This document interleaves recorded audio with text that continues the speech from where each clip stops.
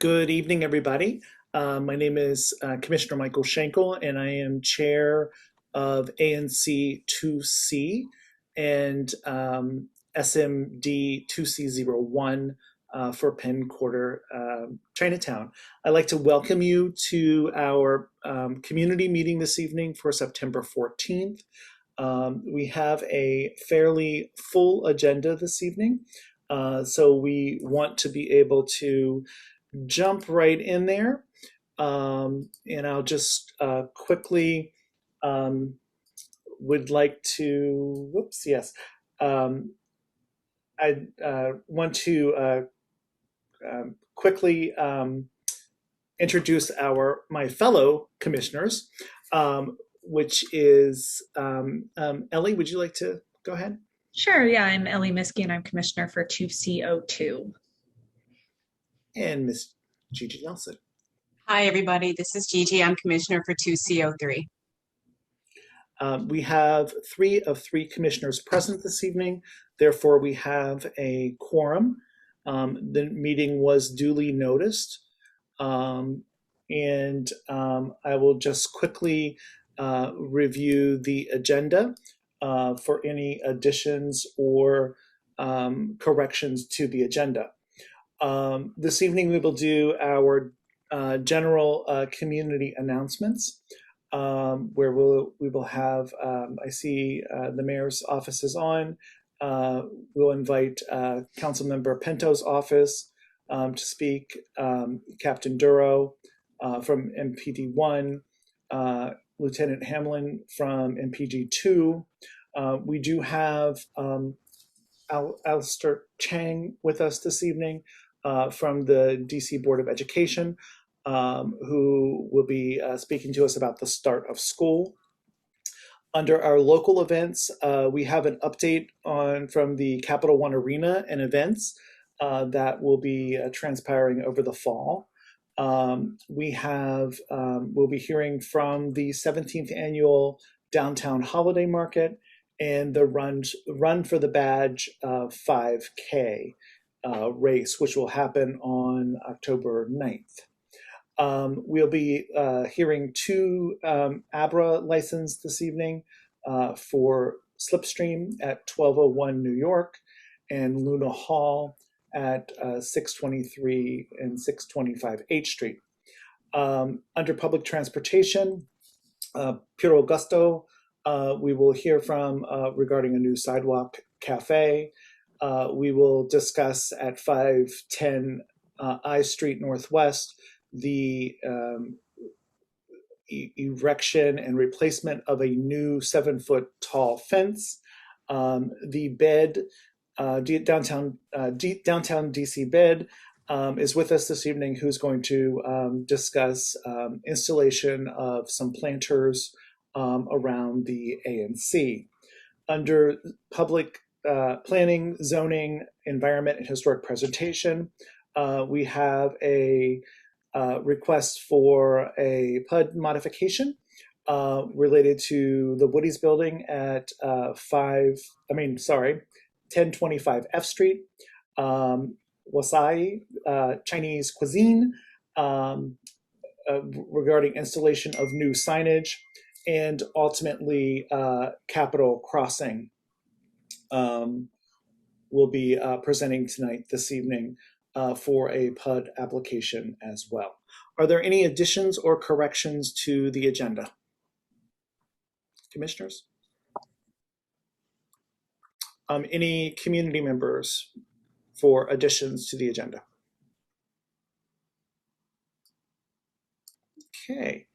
Then at this time, I would like to invite, I believe I saw Joe Florio on from the mayor's Ward 2 Mayor's Liaison. Hey, Joe. Yeah, hi, good evening, everybody, and thank you for having me on. I will try to be brief with my updates. So more so focusing locally within the ANC, I seem to have fallen into the role of flagging a lot of trash issues for DPW and the downtown bid.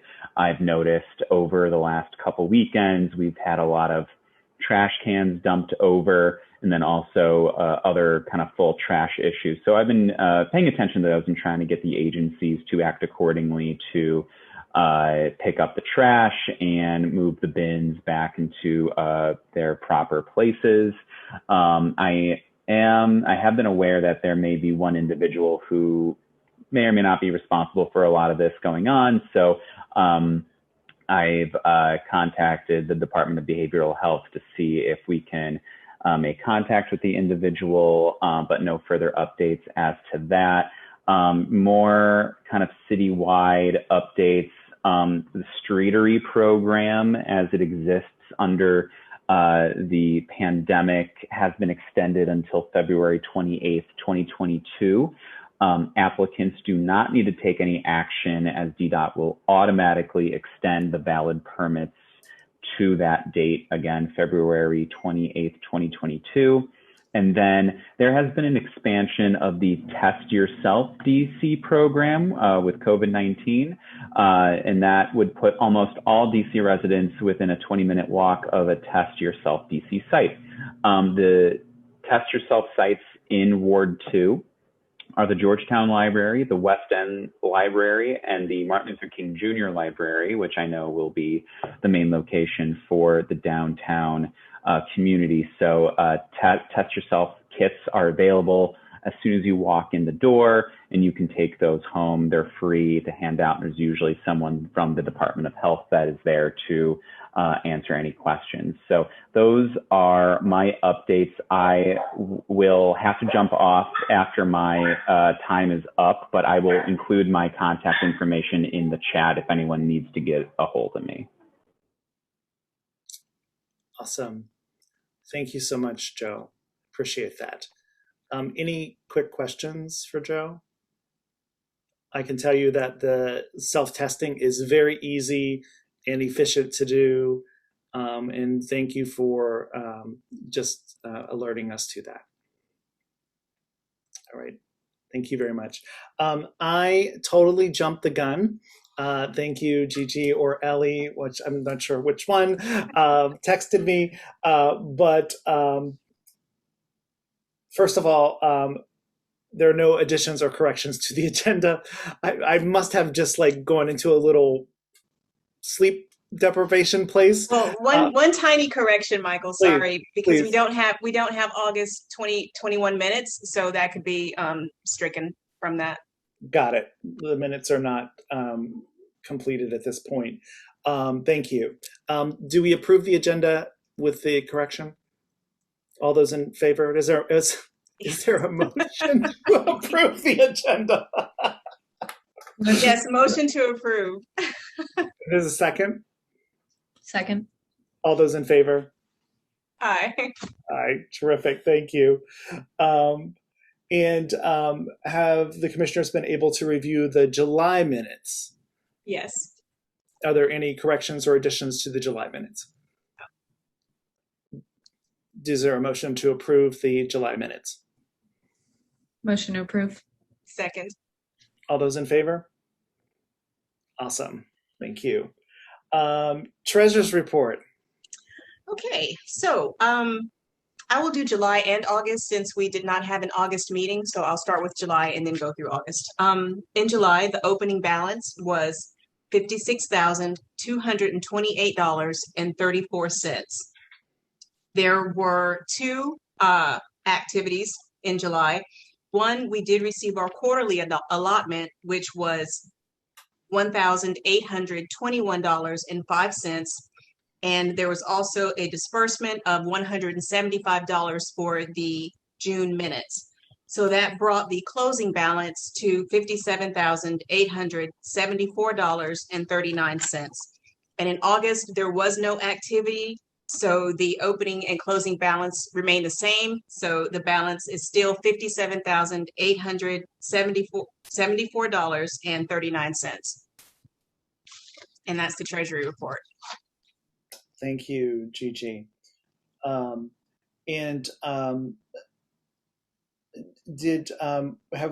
you prepared a potential budget for 2022? So I have, but it's a little incomplete, and this is why. I received an email Monday that we should, and the operative word being should, receive the last two allotments for FY21 before the end of this month. So depending on if we get it or not, then that'll change what the balance is going into FY 2022. So there's that. But right now, as I mentioned, the balance is $57,874.39. So we're looking at total disbursements. If we do a basic budget for 2022, then the disbursements look like this. If we have basically for personnel, it would be a total of $1,925. That is monthly minutes, the cost for monthly minutes for 11 months, not 12, assuming we do for 2022 what we did this year and have a summer break. So the total for the minutes would be $1,925. And I listed that under personnel. It may go somewhere else, but that's just kind of where I stuck it for now. In terms of communication, I was looking at it as the website as part of that whole communications input. We haven't really talked about that in terms of what we want to do with that or how much it might cost. So I'm open to suggestions in terms of what you think a figure could be for that. Right now I set it at 3,000, assuming if we hire someone to revamp it, that sort of thing. But those numbers are certainly negotiable. As far as grants go, which is the other major item for us, because we don't have an office, so we don't really have office supplies per se. But in terms of grants, and again, this number is negotiable because we've never, as far as I know, we haven't done, the ANC has not done a grants program. So, I'm open to numbers, but I said, since we have so much in the bank right now, I put it at 10,000 for the grant program to be hopefully distributed, throughout the next year. And that could be less, that could be more. So we can discuss that. And then I don't anticipate having any other fees like bank fees because we already paid for checks for this year and we have a lot. So I don't see us having to buy any more for next year or the year after that for that matter. So that altogether, where did I put my numbers? Because numbers are not my friend. So the total for that would be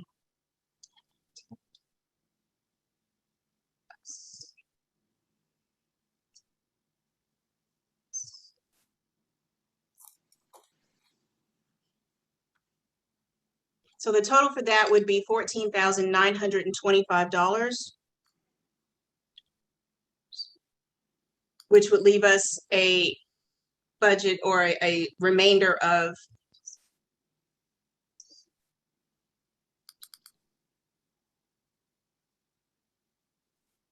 $42,949.39. So those are the rough numbers now.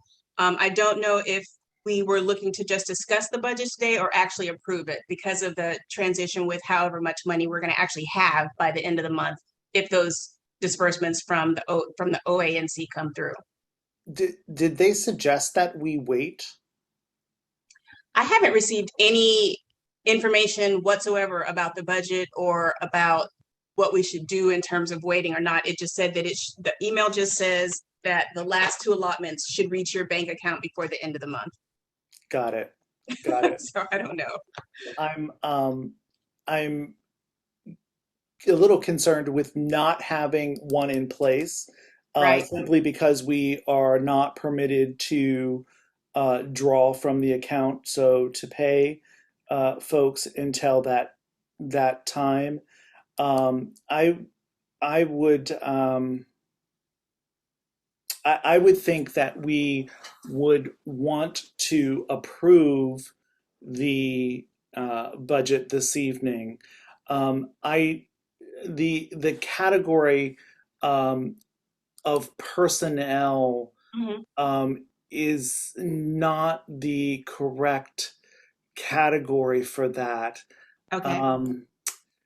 personnel is related to if we have a staff member, and these are Gotcha. So that would be 7, purchase of service. purchase of service. Thank you for Got it. that. That is great.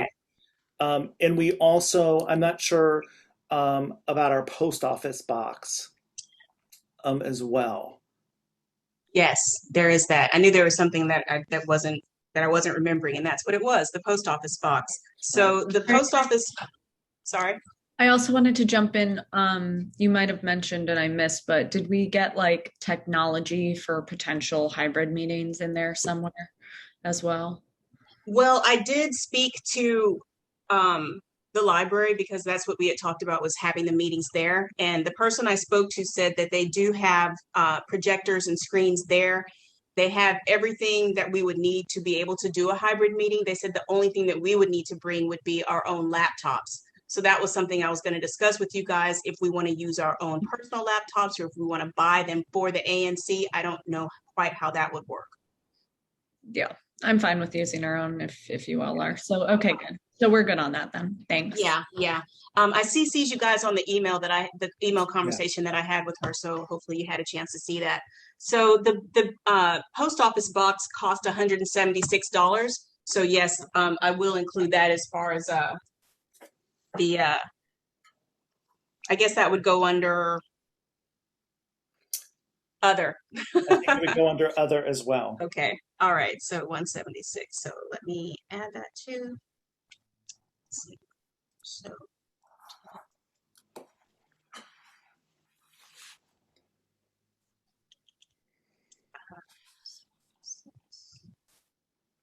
so that makes it a total 10.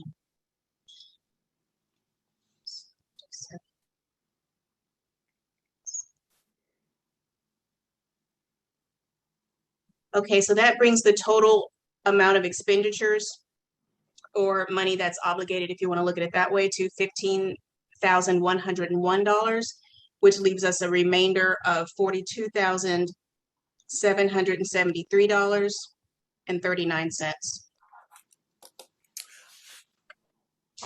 I would like to move that we move forward. I'd like to move that we approve the FY 2022 budget as described by Gigi, with $19.25 to other, $3,000 for communication, $10,000 for grants, and $176 in other for the post office box, giving us a grand total of $15,101 in expenses for FY 22. I second that. All those in favor? Aye. Awesome. So 3 of 3 commissioners vote in favor of that. And we can always amend the budget as we go through the year at any time, but at least we have a budget that will be in place as we move into FY 22. Okay, and I will follow up with you tomorrow just to see what information I need to follow up, back up with OANC. Got it. Thank you very much. You're welcome. Appreciate it. All right. Do we have anybody from Ward 2 Councilmember Pinto's office? Hi, Commissioner. It's Genevieve Kulik. Hi, how are you? I'm well. Good. I don't see you. You're lost on my screen. There you are. You're on my other screen. Commissioner Miskie's laughing a little bit. I think she spotted me. Good evening, everyone and commissioners. My name is Genevieve Kulik. I'm Councilmember Pinto's Chief of Staff, and I'm, as always, delighted to be with you this evening. I have a few updates.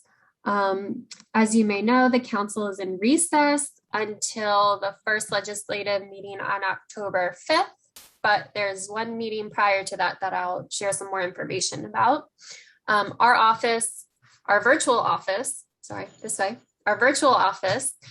remains open, so don't hesitate to reach out to our team. We're excited to be hiring an additional constituent services staff member. So if you know of anyone who is interested, please spread the word. The posting is on the council's website, and I'll put a link in the chat as well. In August, the council voted to pass the FY22 budget and financial plan, and it was a big one this year, $17 billion to help us achieve many of our shared goals, from preventing violence to increasing access to housing to improving education and transportation. You can check out the highlights on Councilmember Pinto's website, brookpintodc.com. And as the new school year begins, Councilmember Pinto and our team toured many schools around the ward. We enjoyed meeting with principals and teachers and staff and families, and our office has been working with DCPS and DGS to expedite outstanding work orders, especially a few HVAC issues and structural issues that have popped up at Thompson Elementary, and we will be keeping a close eye on those and following up. I'll remind everyone about Stay DC. If anybody knows of anybody that needs assistance with filling out the application or making progress on that, they should reach out to our office and we will be happy to assist with that. And while the legislative session doesn't start till October 5th, as I mentioned, there is an important hearing being held on September 29th at 10 a.m. on redistricting. And there's information on the council website and on council member Alyssa Silverman's website. She is chairing the redistricting committee for the council, and you can find out lots of information on her website and the council website. There will also be a Ward 2 specific task force, and I'll be the point of contact for our office on all redistricting matters. So I'll also put my contact information in the chat so that you can reach out to me on any questions or concerns that you might have, or if you're interested in the task force as well. Finally, we will be having a number of chances to connect with Councilmember Pinto and our team. Councilmember Pinto will be holding office hours on the beautiful new roof of the MLK Library. So our ANC to see office hours on September 22nd from 4 to 6 p.m. on Wednesday, the 22nd. So hopefully we'll see a lot of you guys there, and you'll see some updates on social media for that as well. She'll also, Councilmember Pinto will also be hosting a telephone town hall on Thursday, September 30th at 7 p.m.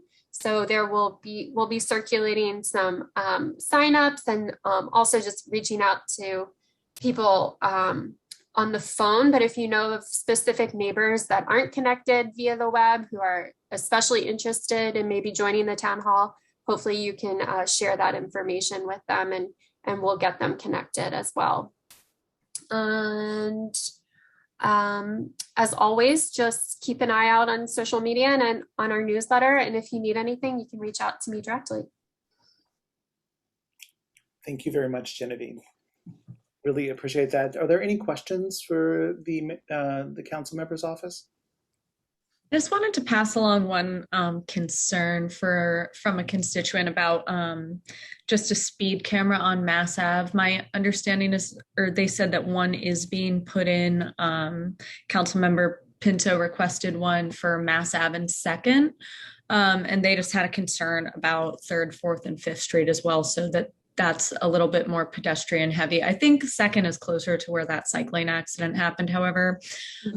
So I don't know if that's why 2nd was chosen, but I just wanted to pass along the concern that for the need a little bit further down Mass Ave as well for that. Great, thank you for noting that. We'll note that concern for DDOT. Thanks. Awesome. And if you have not been to the rooftop of MLK Junior Library, it is fantastic. So that is a prime location for office hours. So I look forward to that. Awesome. With no other questions, anybody from MPD 1? Okay, we'll move on to MPD.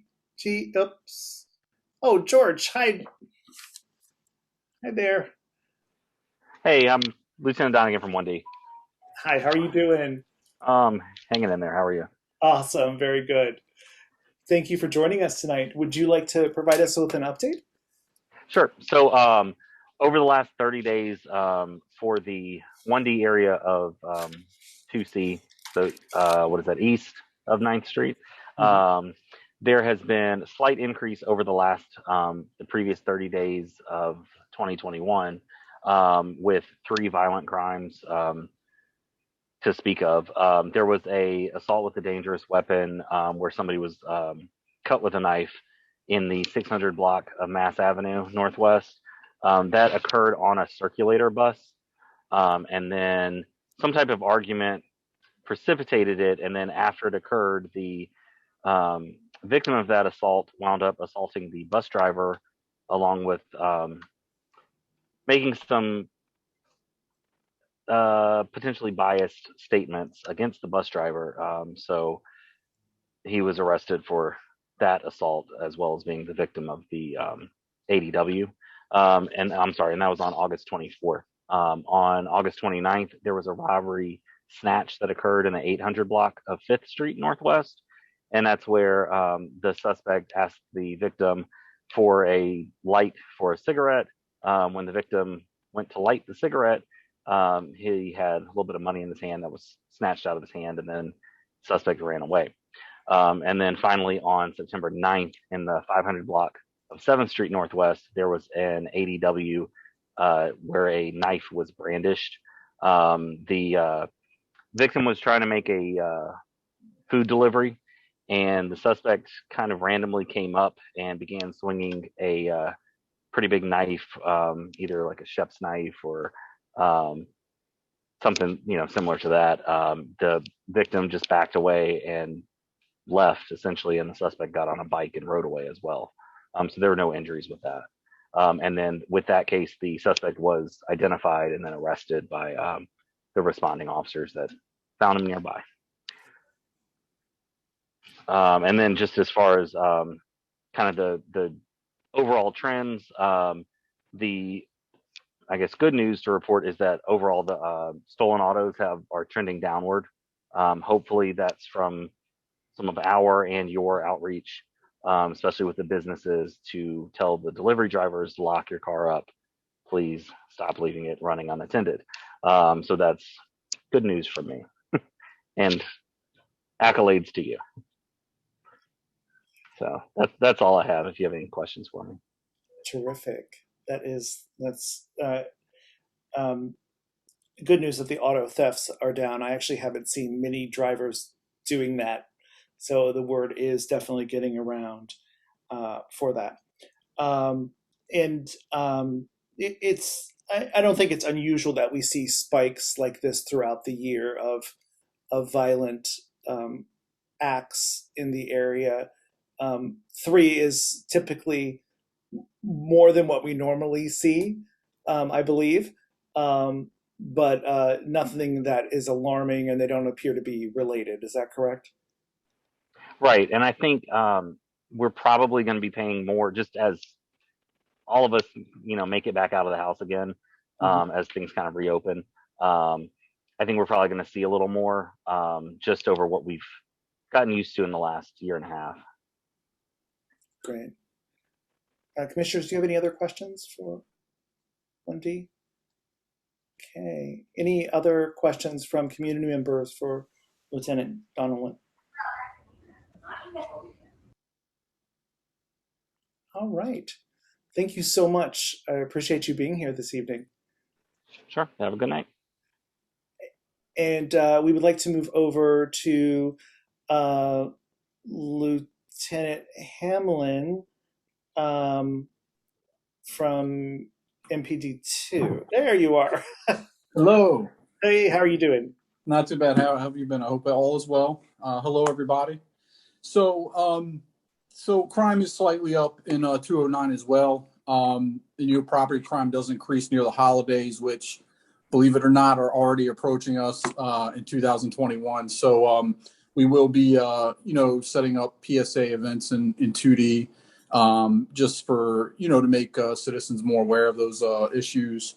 Mainly the theft from autos are going to be a big thing. So that's something to keep in mind and definitely share with, with everybody in the community. 209 in a whole, it's still usually thefts.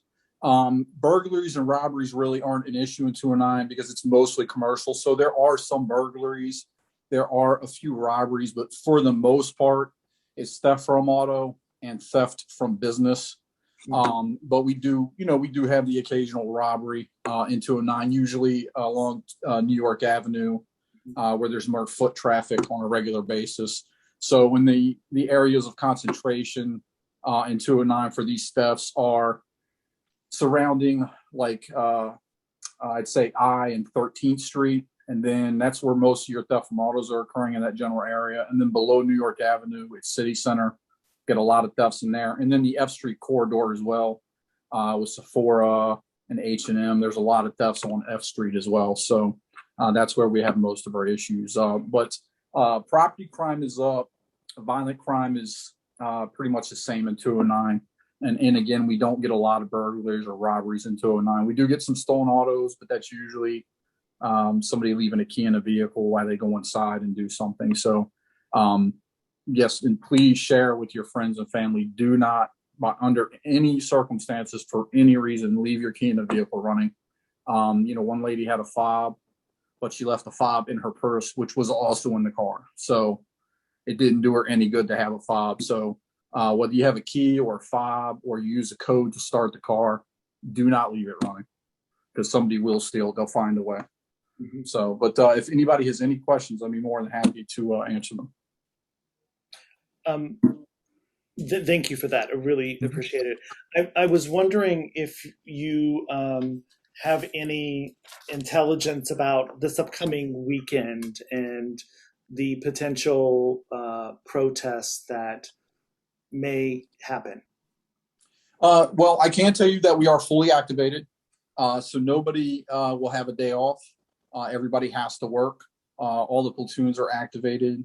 And they will be having CDU events downtown. CDU just stands for Civil Disturbance Unit, which are the platoons that you see whenever there's a demonstration or march, which isn't necessarily bad. We do expect some crowds. There also are some events. I believe there's an 8th Street Festival on Saturday in Northeast, if I'm not mistaken. So there's a couple of events going on over the weekend, which is the reason. It's part of the reason for the full activation. It's not just the demonstrations, but there are several activities in the city that are expected to draw fairly large crowds. So, we always are worried, especially when there's First Amendment assemblies, surrounding, what happened at the Capitol and the riots. There is always the potential there for things to escalate. But we are fully deployed, and we're hoping that that is a deterrent and that the city remains peaceful throughout the weekend. That's great. Thank you. Yep. Yeah. And commissioners, do you have any questions? I do, and no one may know the answer to this, but I know that the DC on Wheels rollerblade event was this weekend. Is that still on? That I don't know, but I can certainly look into it, and I can get back to you tomorrow morning. I can certainly find out for you. Okay, because it's pretty much in the same area, more or less, that everything else is going to be happening. Okay. Do you know specifically where it's going to occur at? I can speak to that if you like. Oh yeah, if somebody, I haven't heard anything specific about that event. The event is occurring this weekend on the 800 block of F Street in front of Shake Shack. F Street will be closed starting Friday 8 a.m. and it'll reopen to traffic Sunday night at midnight. And we will have MPD detail there as well as security overnight. Okay. There's also a big concert at the Capital One Arena this Saturday, Harry Styles. So there is a lot of activity downtown. Yeah, and I'll make sure, because F Street, 800 block of F, it borders 209, and that may be why I don't know anything about it, because I guess it's technically in 1D, but I'll make sure that our units are aware of the event.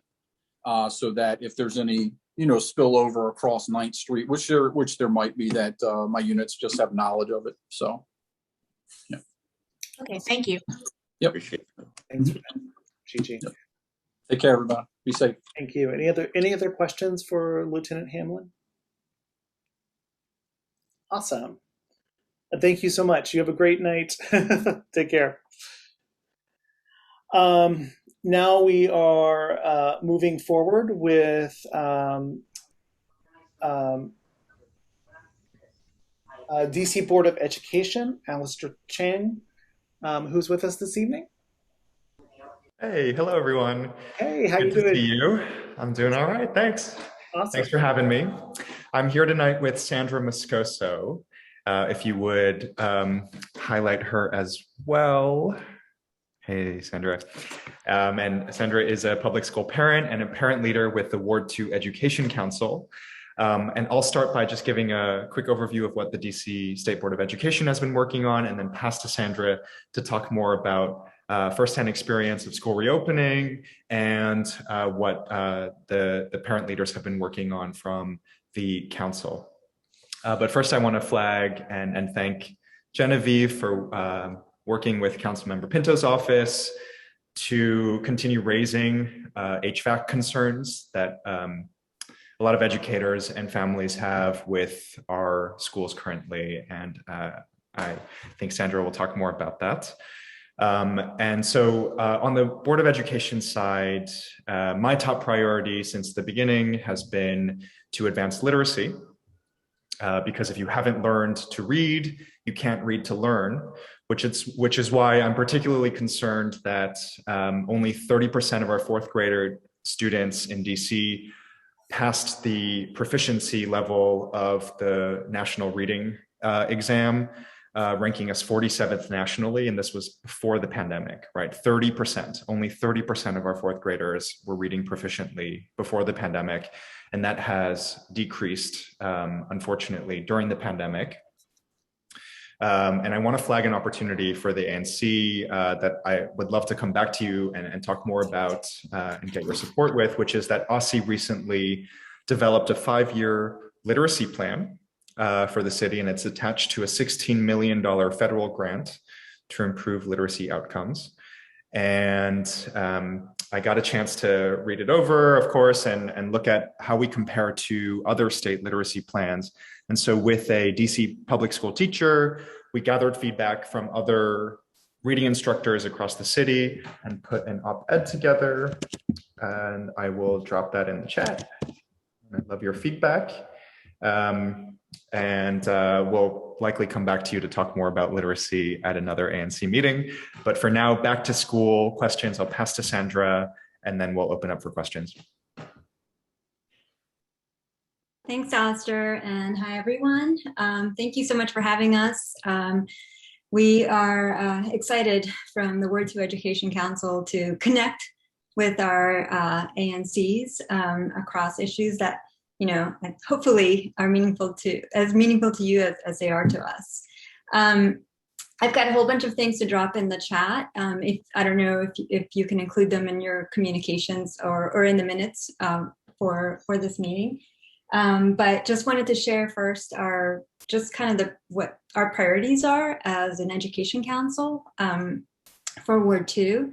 We recently sent a letter to the mayor and the DME and State Board of Education and council and anyone who will listen, kind of focusing on these priorities that really came out of our schools. We had our first meeting on September 1st and had representatives from all of the schools that are inside of Ward 2. And they raised a lot of concerns around, really mainly around back to school and reopening health and safety. So I'm not going to get into all of the details. There's quite a bit of it in the letter. And really, I will second Councilmember Pinto staff who have been helpful in bringing light to these issues, and Alistair as well, for making sure that there's attention to them. So back to our priorities. We have 5 of them for the year. It doesn't mean we're not going to work on anything else, but these are like the 5 things that we can we think we can handle, unless we get a flood of volunteers, who want to get out there and do additional work. First and foremost, it's health and safety in schools. I mean, the pandemic is affecting just about everything that we do. We're advocating for more support from DC Public Schools for outdoor learning, and especially outdoor lunch. So, we're basically eating in restaurants, unmasked and unvaccinated when it comes to the under 12 population. So imagine that, and doing it 5 days a week. So we're trying to make it easier for schools to implement outdoor lunches. I think there's funding out there. There just isn't a lot of support, and it's a lot to put on a principal and staff that are just, trying to deal with the day-to-day to try and, take this on as well. Other things are like beefing up testing. What we're learning is that testing in schools, the official testing is not working. The chancellor was at a school ribbon cutting last week and said that only 4 cases had been caught out of 1,000 tests that had been taken, I guess that week. But we knew that there were dozens and dozens of cases that were being published on the DC Health data site. So the cases are actually coming through families. Families are either discovering it through either their own asymptomatic testing, or kids are getting sick, or they're getting sick. They're taking their kids to get tested, they're getting tested, and then they're alerting the school. And that's how most cases are coming to light. They're not coming through the limited testing. So I'm taking a little bit more time than I probably should on this, but it's really, really important. We really need to beef that up. So we're advocating hard for that. And then on the notifications, when there's a case, we really need to let the community know. It's been pretty generic. If you're in a classroom where there's a case, unless you fill all this very narrow criteria, you're not considered a close contact. And so you won't know if your child was in a classroom with another infected child. You won't know if it's in your classroom unless you were a close contact. So we need a little bit more transparency, and DCPS says they will do that, but in practice, that's not how it's happening. DC Health and DCPS are not telling families about cases in classrooms. Luckily, parents are telling each other. And then we are advocating for vaccine mandates for staff and for students, that are eligible. So I am actually a parent at School Without Walls High School. I was the PTA president there last year, and I can tell you that's, I'm on the PTA. I'm never doing the president thing again. That's too much. But certainly as an at-large member, that is like the big thing that we're working on, making sure our entire community is vaccinated. It'd be so much easier if there's a mandate in place. So that's on health and safety. We're also prioritizing, the budget framework is changing. I won't talk too much about that, but how schools are funded is changing. We need transparency around that. We need to understand how every single school will be impacted. We're not getting a lot of that when we're asking questions about what the new budget structure will look like. Well, if we get big cuts, hopefully schools that need more staff will get more staff in this model, but what's going to happen? And then things that you guys are probably engaged in to some degree is the planning around buildings and space and feeder patterns. So right now, the Ward 3 Wilson feeder pattern, which affects us because Hyde-Addison and Hardy both feed in to Wilson, and we know we have kids, across schools. So wards do not define school and catchment boundaries, right? Mm-hmm. So we're very interconnected with Ward 3, and also Ward 1 is where Cardozo, right, is? Thank you. Yes.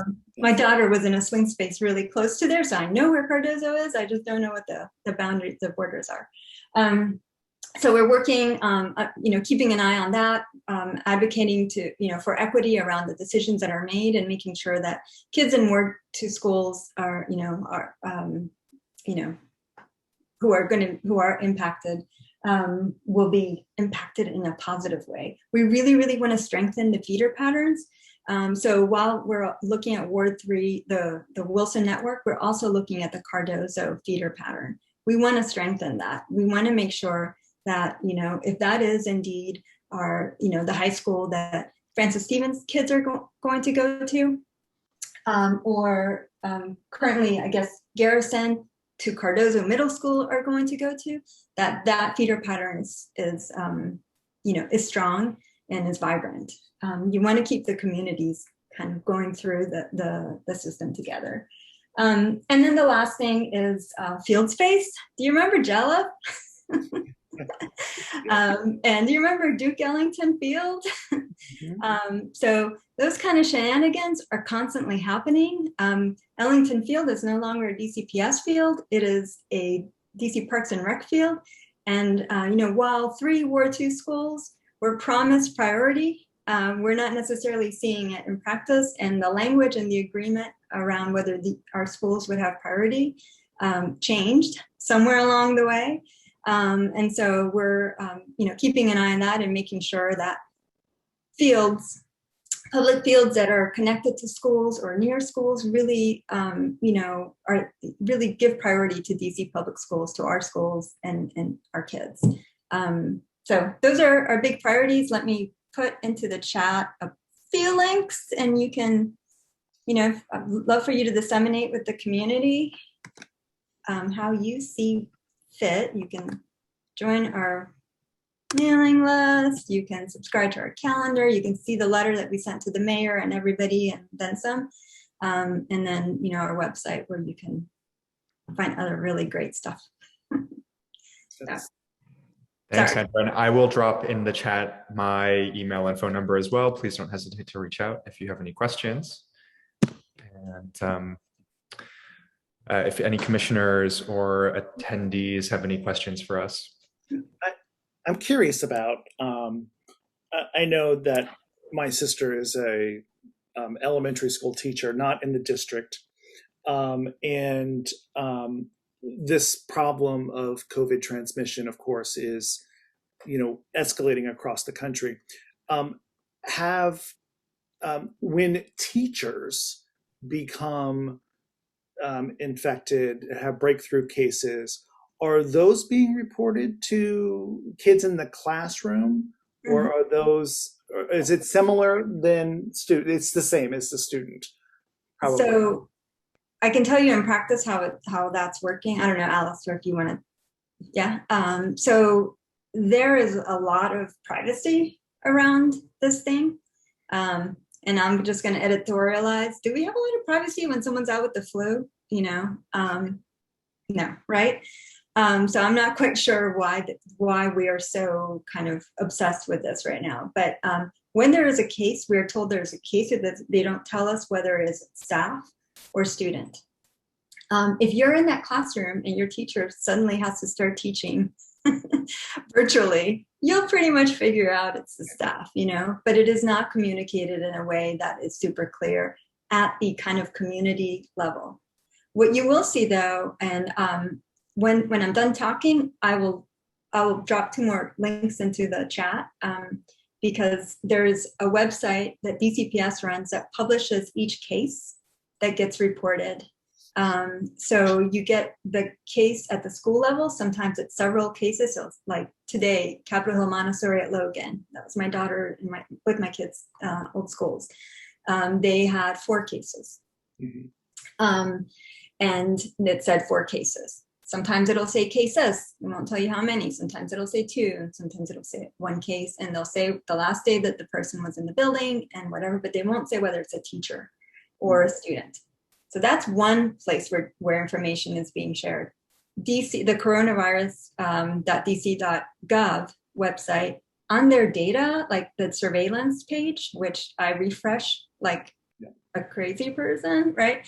That's where they post how many teachers as an aggregate across the school system, new cases for staff, so not just teachers, staff, and cases for students. Just for DCPS. They're not doing this for charter schools or for private schools. That's kind of happening on a whole other space. I'm happy to share that link as well. But that's how the reporting is working. So, you can kind of piece it out. we're finding, and I'm going to go back to Capitol Montessori at Logan with the 4 cases. I mean, if you turn on the news, they're kind of all over the news right now because parents have come out and said, look, my kid, was infected in school. Here's the timeline. Here's how I figured it out. The testing in school missed it because of the incubation period. Luckily, I kept my kid home and tested myself, like developed symptoms, all of this other happened. And so the school and DC Health and the contact tracers are kind of chasing these things. And notifications don't go out until all these boxes get ticked. But in the meantime, you have infected kids sitting in the classroom having lunch with each other, kind of growing that circle. So parents are doing a lot of that sharing too. But sometimes you don't feel confident, and we don't have the platform. We can't necessarily share, to the school if we don't have a listserv that parents can post on or whatever. So it is very uneven. Got it. Hopefully that helps. Commissioners, do you have other questions? No, but thank you both for sharing the information. Thank you for having us. And I'll put the other links in there too. And any community members have questions for Alistair or Sandra? Well, please do read the Ward 2 letter. It lays out a lot of what I think are things I'm hearing from parents across the ward and across the city very succinctly, and help us spread it around and share it so we can continue to raise those issues. Great. And Sandra, if you could please post those links that you mentioned, the ones where I think it was the coronavirus.dc.gov where they post the aggregate information, and then the DCPS link, that would be great. Thank you. Yeah, I do. I almost have my own mini dashboard where I'm refreshing both. There were like 7 notifications before noon today, 7 different schools with notifications before noon today, like it's kind of wild. Expected, I guess. Thank you, everyone. Thank you also very much. Yeah. Appreciate you being here. Moving on to local community events. Mr. Gordon, are you in the house? I'm here, Commissioner Oh, Schenkel. there you are. Hi there. How you doing? How's it going? Well, thank you. And good afternoon to all the commissioners. Pleasure to meet you all. My name is Crispus Gordon. I am the Director of Government Relations and Community Engagement at Monumental Sports and Entertainment. I'm joined on this call, at this meeting with Amanda Tischler. She is the Vice President of Marketing for the Washington Capitals, and Darius Dunn, who is the Assistant General Manager at Capital One Arena. I do believe this may actually be like our first time presenting to the ANC in a few years. So we're happy to definitely recommit and reengage with the ANC to give you all updates, to let you know what's going on with the Capitals and the Wizards, what's going on at Capital One Arena with the concerts and whatnot. We've already had Commander McLean get a tour of Capital One Arena. I think the second day on the job, we got him. He there and Inspector Brian and Captain Savoy, and we took him around Capital One Arena for like an hour. I think we saw crime for like 2 hours around there. Everyone like fled when they saw us with MPD. So we'll actually invite them over there more often. But we're happy to be here. Thanks for inviting us. What we wanted to do was give a presentation on an event that is taking place on October 13th, which is the home opener for the Washington Capitals. So Amanda Tischler, our VP of Marketing, will be leading that particular presentation. And just to give you a note in the beginning, we've had to make some scale back adjustments with that, and Amanda will get into that more specifically later. But I won't want to monopolize any more of the time, and I'll definitely turn it over to Amanda at this moment. And one thing, Commissioner Schenkel, I think I sent the presentation to you. Yes. So okay, good. All right. And so I'll turn it over to Amanda. Good evening, everyone, and thank you, Crispus, for the introduction, and thank you to the ANC and all the commissioners for having us. We really appreciate it, and hopefully there's some Caps fans here that are familiar with the event. I'm also joined by Darius from the Capital One Arena building side, as well as Frank, who is also on the marketing team assisting. So we have done a little due diligence here with City in terms of approvals. And our home opener is on October 13th against the New York Rangers. Our puck drop is at 7 p.m. So this is an event that we have had the past several years that allows the players to walk the red carpet. So formally, the Capitals sort of rock the red as our slogan. So it's a spiff off that. But operationally, if you want to just continue to move down here, we can take you just through some of the timeline and answer any questions. And I'll be pretty brief with this, but the hours of operation are from 2 to 5:30. And then from 5:30 is typically when there is a road closure for the game itself. So ours is just extending that road closure in order to have the event. And this will take place on the F Street, which is directly in front of the arena, in front of the 6th and 7th block there. So if you want to just continue to scroll down, you'll get a better sense for where this will take place within that red box. As Crispus alluded to, we have received protocol from the NHL on our players and limiting any contact with fans. So we will be scaling this down and not necessarily having them arrive by car to then walk the red carpet.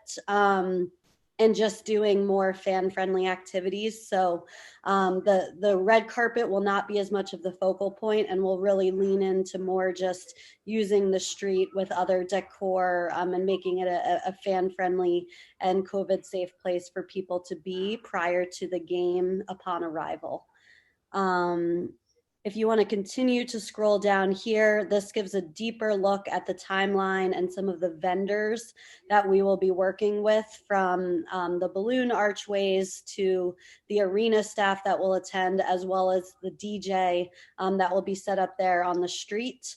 And then things like the player arrivals become a little more void here, as the players will be attending the game more in traditional fashion, entering on the event level versus something that's more street friendly here on F Street with fans, to really ensure that we're limiting any potential contact that they would have with the public, to really be conservative with the NHL protocol. So thank you for bearing with us on those adjustments, and we can follow up with the updates as just this evolves, but wanted to ensure that we were encompassing everything from its initial concepting.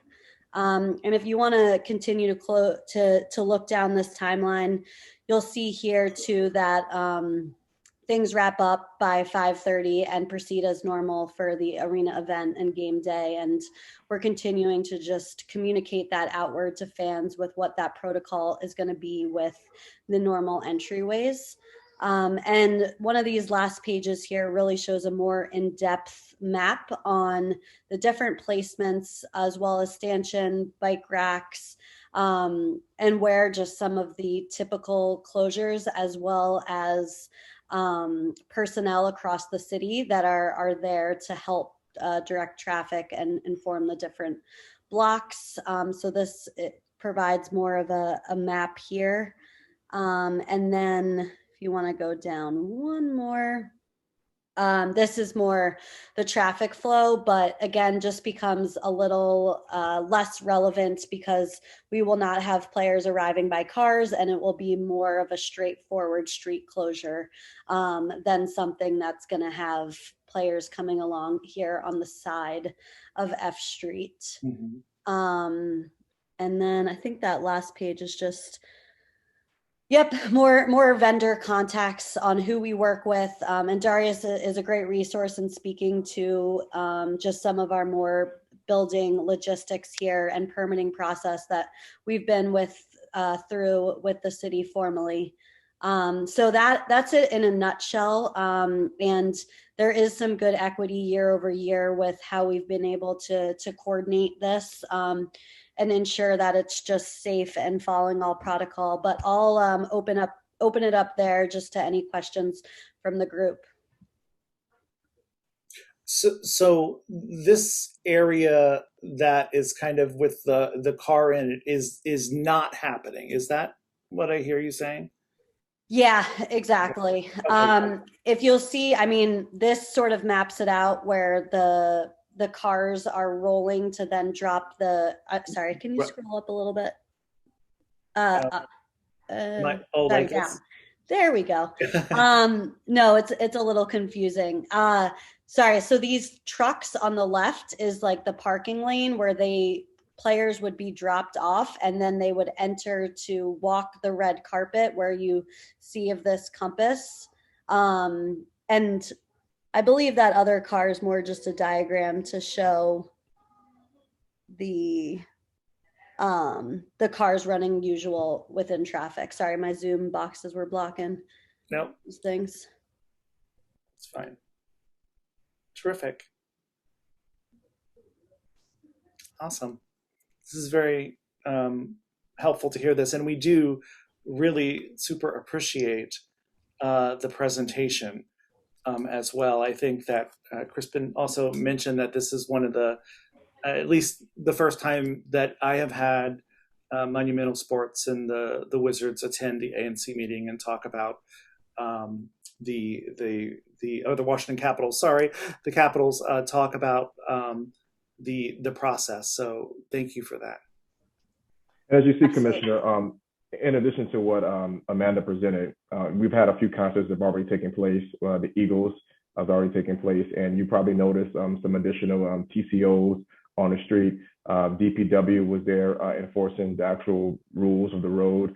MPD's presence actually increased, and MPD is also working with our security team as well as Metro Transit Police. So we're trying to really be more community engaging and more community friendly, and ensuring that we have F Street closed and making it more fan friendly as well, but ensuring that we have the community input and working with you all and ensure that we're good neighbors. Excellent. Are there any commissioners, do you have any questions? I had one question. Is this something that, this is more so just for if there are people interested, is this something that's the tickets have been sold out already, or is this something that if anyone on the call is interested in, they could look into attending? It's not a ticketed event, so any passerbys or normal foot traffic will be able to have access to it. But typically it would be people that plan to attend the game anyways. Great. Thank you. That's it for me. Awesome. And I see Howard Marks, you have your hand up. Yeah, thank you so much. And I think it's a breakthrough for the community that Monumental Sports and Entertainment is presenting tonight before the ANC. It's huge. As you might gather from my cap here, my wife and I are partial cap season ticket holders. In fact, in our building, the Residency Gallery Place, Ole Kolzik, number 37, I'm sure destined for the Hockey Hall of Fame goalie, lived in our building for a while. I talked to him about that and confirmed that. So very excited about the start off of the NHL season. But we haven't heard anything, Amanda, about seating in COVID. What's going to be happening inside the arena that's going to protect fans, not just in relationship to DC Department of Health regulations, but also NHL regulations. Thank you. Howard, love your fandom, and I'm with you that Ole the goalie deserves the best. So hopefully we can get that formalized. But as you've seen, the NHL is really deferring to cities and their own entities within the teams to release what the protocol is going to be. So we're hoping to be able to share that more with whether it be COVID tests, as well as the Clear app, which was some of the concert policy that Ticketmaster really enforced for some of these early concerts. So I would say more to come on that. But obviously the goal is to create a safe atmosphere for fans. Great. Thank you, Amanda. And of course, the exhibition season starts, I think, in about 2 weeks. So you're going to have to come out with something fairly soon. I think the first exhibition game is like September 28th, something like that, right? Yep, exactly. It's sneaking up. You and me both. We got our countdown clocks. Terrific. Could I ask one more question, Chairman? Sure. And that's to the person that handles the building itself. I didn't get the gentleman's name. You know that McDonald's at the corner of the G Street alley and 7th Street has become a real center for, I don't know how to say it, but low-life activity, near criminal activity. It's a problem for the neighborhood, frankly, at McDonald's, and it doesn't reflect well on Monumental Sports Entertainment, the kind of image, especially it's next door to your VIP entrance. We had heard that the lease is with McDonald's Corporation is up in 2025. Is there any consideration to maybe not renewing that lease because of problems this McDonald's has caused in the neighborhood? Thank you. Good evening, sir. Yes, my name is Darius, and I am with Capital One Arena. Appreciate your support of our teams, in particular the Capitals, wearing red. So yes, we are. It is something that we daily and weekly, obviously, we take walks around and kind of see the impact of the footprint that not only we have, but the other things that surround us, particularly ones that occupy space within our facility, and evaluate that continually. And it's something that obviously we've got our eye on. And I would say that, we're considering all options going forward and have an eye on that date, as you well noted. Great. Thank you. That's all the questions I have, and thank you for and I give my best to Mr. Leonsis, doing a great job and a great asset to the community. Thank you. Great. Thank you. Any other community questions? All right. Thank you all so very much for being here tonight. We look forward to continuing to work with you at this great attraction and great place in our city that people get to see so much. And my niece is delighted that Harry Styles is coming this week, so as well. So it's going to be mobbed in there. Yes, it will be, but we think we're ready, and looking forward to making sure everyone has a good time. So appreciate the support from you guys as well, the continued support. Awesome. All right, thank you very much. And my contact information is on the agenda if anyone needs to reach out to me. Awesome. Thank you so very much. Thank you all for being here tonight.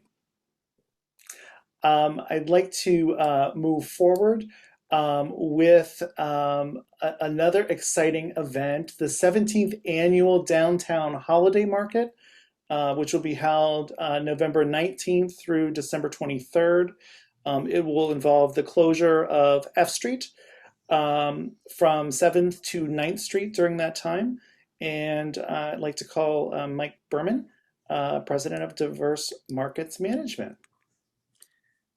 Thank you, Michael. Commissioners, thanks for letting me present on the 17th Annual Downtown Holiday Market. The event as proposed this year would look substantially similar to last year, which I hope everyone had a chance to attend. The contemplation is to again be in a closed F Street between 7th and 9th, and it would be closed to traffic starting November 12th, when we November 14th rather, when we start building out the site. We would open to the public on the 19th of November, and we would continue until the 23rd of December when it closes, and it would be open to the street again on the 25th, Christmas Day. In addition to a closed F Street, 8th Street between E and F would not be accessible to traffic. This is going to be an area reserved for access for the hotel, taxi, and valet, and our staffing and our performers that we will be hoping to bring back this year for the first time since 2019. And so there would be an MPD detail blocking the fire lane on F between 7th and 9th, and MPD blocking 8th and E to not allow any through traffic. The hours of the event will be 12 to 8 every day, as we always are. We will be closed on Thanksgiving Day, as we always are, and we will be closed on one Monday, December 6th. On that particular day is when we do a switch, and some of our vendors rotate out, and we bring a whole rack of new vendors in. So it's about halfway through the event. We would have 60 tents for vendors, and there are 6 food-related vendors that are color-coded a little differently. And there will be a stage set up on the sidewalk in front of the museum steps. That's also going to be the area like we had last year, which was our main entrance and exit. Mm-hmm. So we will bike rack barricade the event like we did last year. We do anticipate having one entrance and one exit. If we have to adjust for any city protocols for COVID, we were very successful in working that out last year and had a very safe event. But even without the COVID, I think the entrance is a good idea. It sort of corrals shoppers that want to shop, and folks that want to attend a game or something else can come in, or they don't have to come in. But we can also control the traffic well, and other elements, frankly. In the center, there'll be an audience tent for seating, for snacking, for enjoying the live stage. The stage will have live music twice a day on weekdays from noon to 2, and then at 5 to 7. On weekends, it'll be 3 times a day with a middle shift at 2:30 to 4:30. And we hope to, once again, bring out a lot of customers. Outdoor shopping is the safe way to go. We think it'll be an attraction and bring some life downtown. Our partners with this are the Downtown Bid, and they are working very closely with me on getting this approved and working with our stakeholders. I'm happy to take any questions. Awesome. Thank you so much, Mike. Is this where the stage was last year? Just out of curiosity. So last year we did not have a stage. Live performance wasn't allowed. So we had a Jumbotron screen, and that was at the intersection of 8th and E, exactly right down there. Yeah. Maybe I do the screen again, I'm not sure. But we really want to try to have live performances if we can. Yes, I agree. And I do like the in and out control of the space. And I thought you guys did a really nice job last year with managing the crowds. This is one of my favorite events of the year that I do lots of holiday shopping at, for sure. But commissioners, do you have any questions? No, I agree. I went to this event before too, and I'm excited for it. It was nice, especially, pre-vaccination, to have something outdoor. So I'm happy it'll be an option again. Exactly. And I do have to say that I do like the tents displayed outward, like they are here versus when it was on the sidewalk. It just allows more freedom to move around, and I think that's great. That's a really critical point, and the main reason I'm coming to you for your support is closing the street is a big deal for the city, and but frankly, we could not really go back to the sidewalk and try and squeeze back in. That was just too it was just too constricted, especially when there's games, and I think this layout is ideal for shopping, and it's ideal, safe, and it's a way to activate the street and activate the neighborhood. Yep. Are there any questions from community members? Then I would like to move that we send a letter of support for the 17th annual downtown holiday market. Seconded. And all those in favor? Awesome. 3 of 3 commissioners voting in favor. Thank you so much, Mike, and good luck with this. And I do have my skating outfit already picked out for the weekend. You beat me to it. I was also going to put in a plug for the roller skating rink this weekend. So thanks for that, Michael. Yeah. Appreciate it. Which is another exciting event that I can't wait to experience and see in downtown. And I believe this is the first in the city of a outdoor roller skating arena, possibly. Yep, I think that's true. Excellent. And we will have a jumbotron at that, and we'll be showing some roller skating movies in the evenings. And our partner on that is Shake Shack, so we have some discounts for items at Shake Shack if you come in. And the other commissioners and I have a skate off that's going to occur. No, I'm kidding. and we will be filming. Terrific. Awesome. Thanks, guys. Appreciate it. Thank you for your support. Let's see here. Next up, I'd like to invite Margaret Mellons, the Director of Events with the National Law Enforcement Officers Memorial Fund, who will be discussing the run for the Badge 5K. Well, thank you, and good evening, everyone. So this is my first time navigating through the DC government's process for a special license permit for an event. So please bear with me. Did I send you, Commissioner Schenkel, the Yes. site map? Yes, you did. I am on it. Here we go. Terrific. Okay. So did I send you the site map for the road closure too, or was it just this?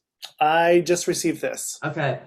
So this is the route. It will start at 5th and E, and then turn right onto F Street, all the way down 3rd, and then it does kind of a U-turn at Independence Avenue, and then it goes back to the start-finish line. So that's the route. The program, East Street will be closed from 4th and 5th Street. There will be a DJ. The program will start at around 7:30, 8 o'clock. We have the DJ to help pump up the crowd, get the blood flowing. So that's there. We have other tents, for first aid, gear check, things like that. The program ends the race begins at 11 o'clock in the morning, and it typically ends around 10:30, which is when we'll have a ceremony, an award ceremony. And it's over by 11, and everything is broken down by noon. Setup begins around 4 in the morning. And how many runners do you anticipate? Our goal is 1,000. Got it. And this benefits the law enforcement memorial? It does, yes. The memorial and museum. Got it. And I'm assuming the entire route is going to be closed. Yes, it is. For running. Okay, for running. Got it. Yes, Got it. It is. And those closures would start around 4 a.m. in the morning? No, for East Street they will. But for the rest of the route, it's about 8:30 to 10:30. Got it. We have contracted with a trash company to pick up any trash along the route afterwards. And there'll be bathrooms. Oh yes, there will be bathrooms along the route, portable restrooms. Is there a number that's required?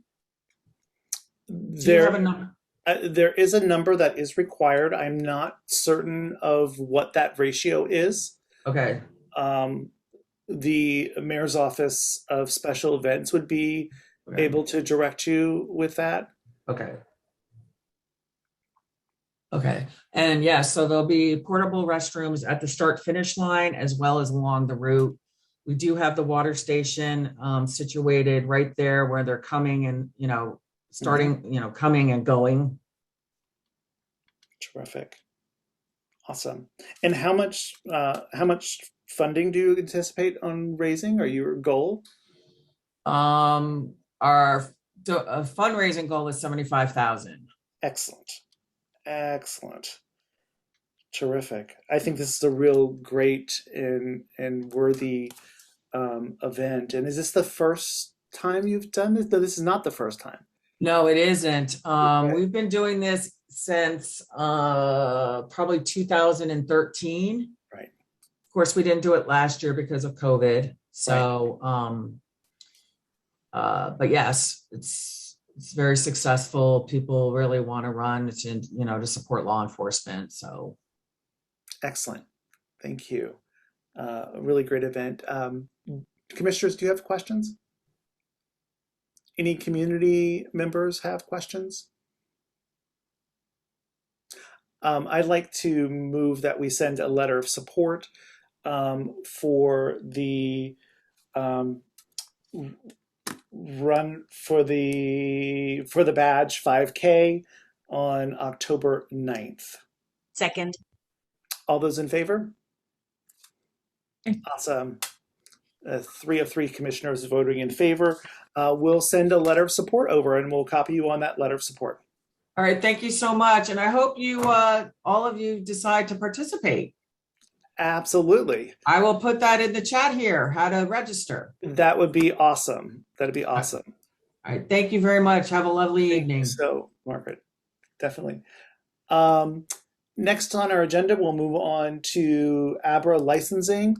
The first ABRA license that we'll review is related to Slipstream at 1201 New York Avenue Northwest, ABRA 118577 for a new retailer's Class C tavern license. And we have Ryan Fleming here with us this evening. Hello there. How are you guys doing tonight? Good. How are you doing? Doing great. Thanks for having me. Most definitely. It's a simple request. So this is our third location. We're excited to join the downtown community here. It's our first location downtown. We opened 7 years ago in Logan Circle neighborhood, and then we opened our second location in the Capitol Riverfront neighborhood in 2017. So as far as the business goes, it'll be largely similar to those. It's an all-day cafe. In this environment, it'll probably just be through happy hour. I think our expected hours at this location will be like 7 a.m. to maybe 7 p.m. And it's, we were selected to join the building to really draw the community in and make it a place for people to gather after work. So that's what we're looking for here. Awesome. And what you'll be serving, what kinds of liquors will you be serving? So it'll be fairly limited at this location. At this location, we will have 4 cocktails on our menu, but it's really listed as 2 coffee cocktails and then 2 mocktails that have an alcoholic option.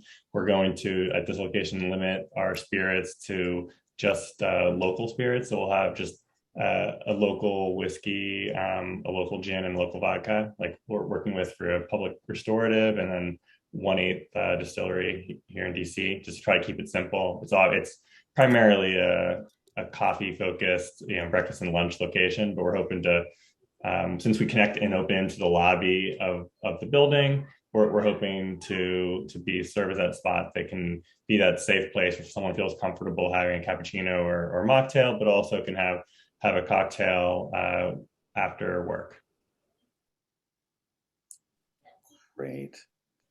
And just out of curiosity, with your hours, you indicated to planning on ending at 7.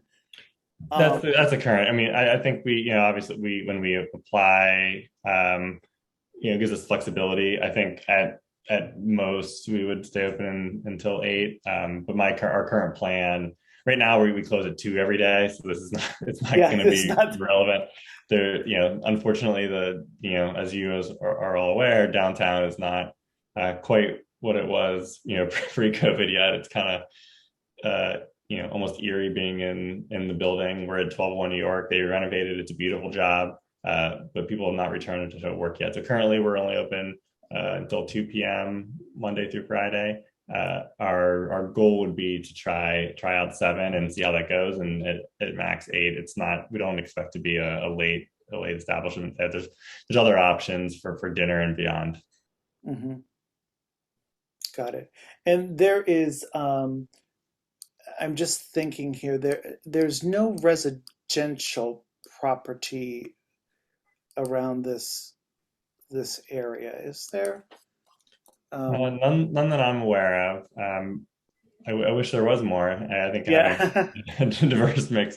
Our other locations closer to residential is great and just provides a more well-rounded neighborhood. But I don't think there's much, until you get to some of the apartment buildings on either Massachusetts or the city center. Got it. Yeah, and your other establishment, are they Class C tavern license as well? Yeah, they are. It was, we're not really a restaurant. We do have food. We have breakfast sandwiches and lunch sandwiches. But, since a lot of our sales are coffee related and, we end up just in beverage overall, we go for tavern. At both other locations, alcohol is less than, even pre-COVID, was like 15% or less of our sales. So it's not a huge component in either case. Got it.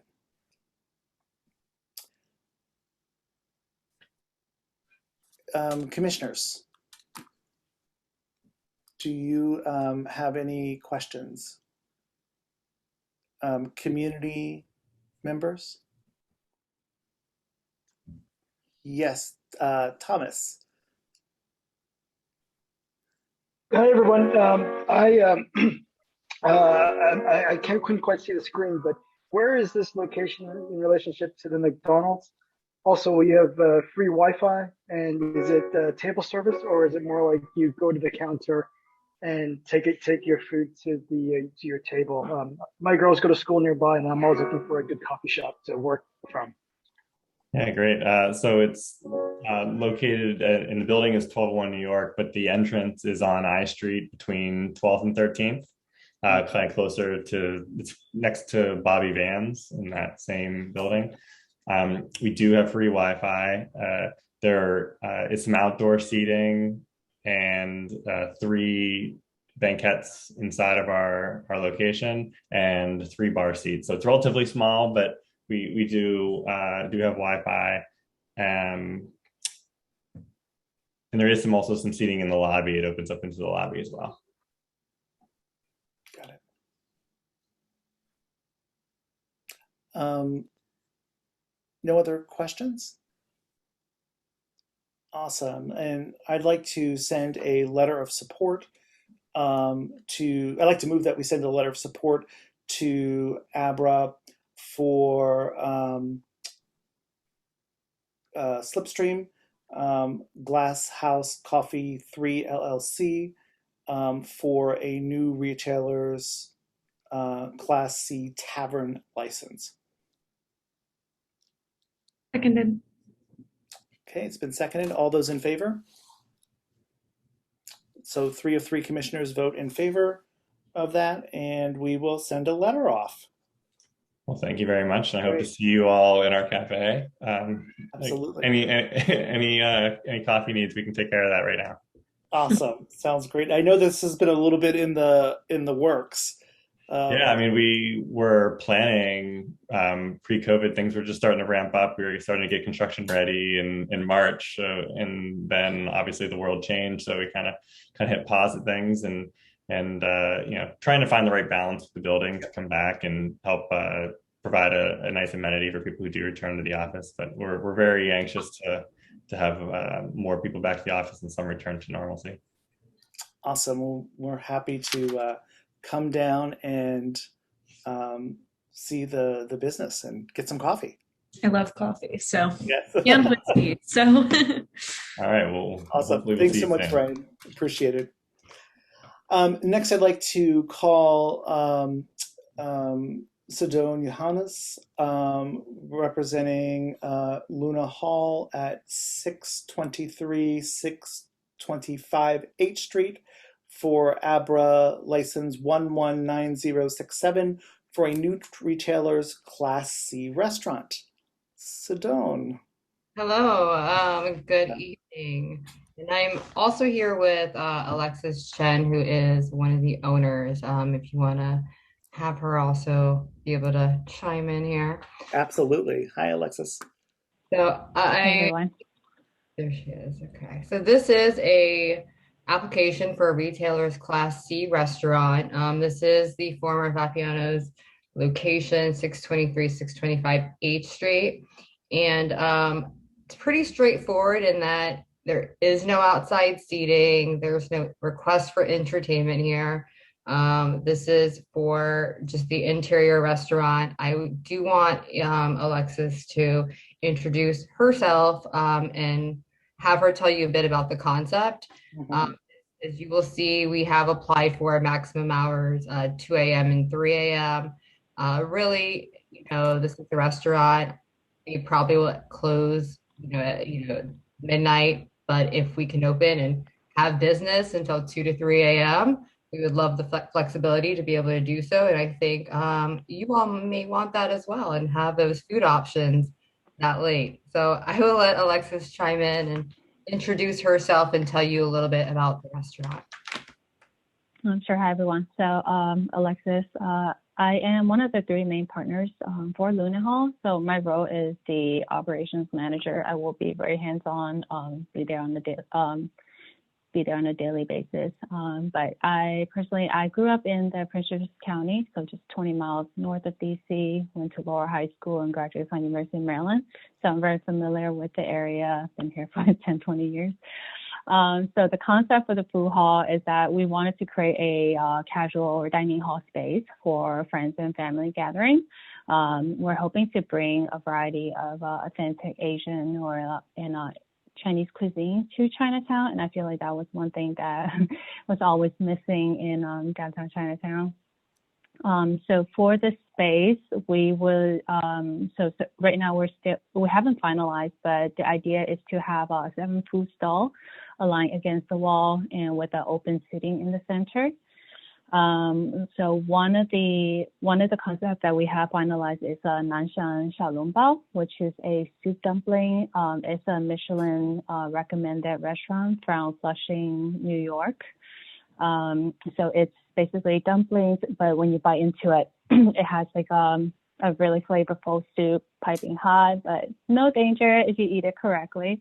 They also serve like braised beef noodle soup, so it's just some of the really authentic Chinese staples. Another concept is the Kung Fu tea. So if you've gone to any of the Tyson's Corner, like any area in Maryland or Virginia, I think you've seen it. So it's a tapioca refreshment, right, with like fruit flavor, or it also has like milk tea with different toppings. And it has a dual concept with TKK, which is a Taiwanese fried chicken. So it's an Asian twist on Southern fried chicken. So just like what you would typically see in a fried chicken carryout, you can order different pieces of chickens with different sides, like mashed potato, fries. The difference is that they use like shishito pepper, so it's like a numbing hot pepper, but they do also have the mild flavor as well.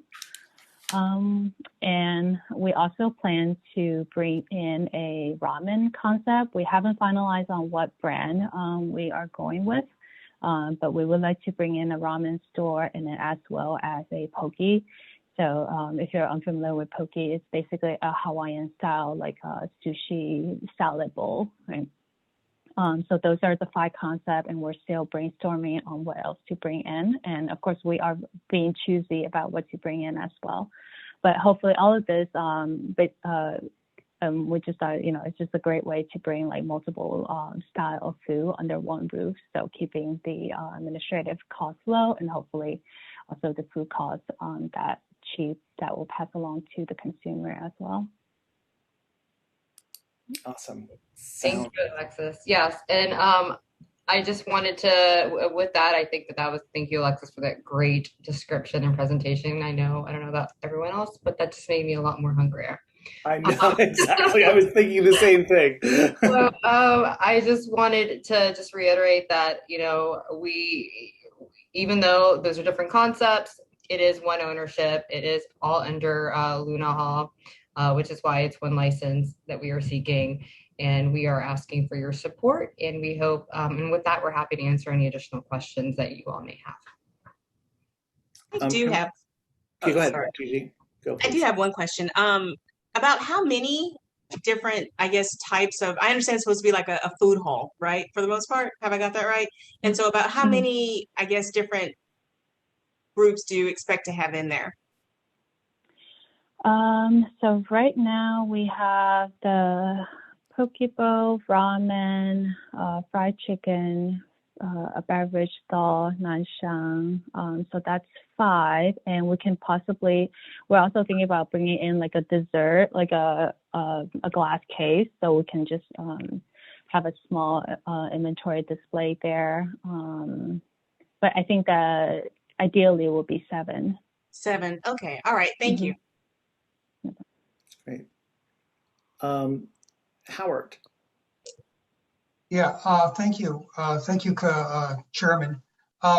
Alexis, I'm Howard Marks. I live at the Residency Gallery Place, which is almost directly across the street from the location you're proposing.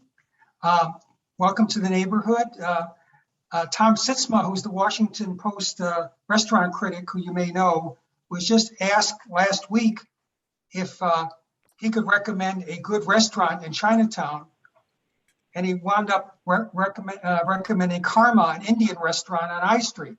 He could not come up with a good one to recommend. That's the problem, yeah. So I like the idea. I don't know if I would ever eat that numbing sauce that you talked about. I think that would be, that would be a stretch. I'm a little bit concerned about the food court. When I think of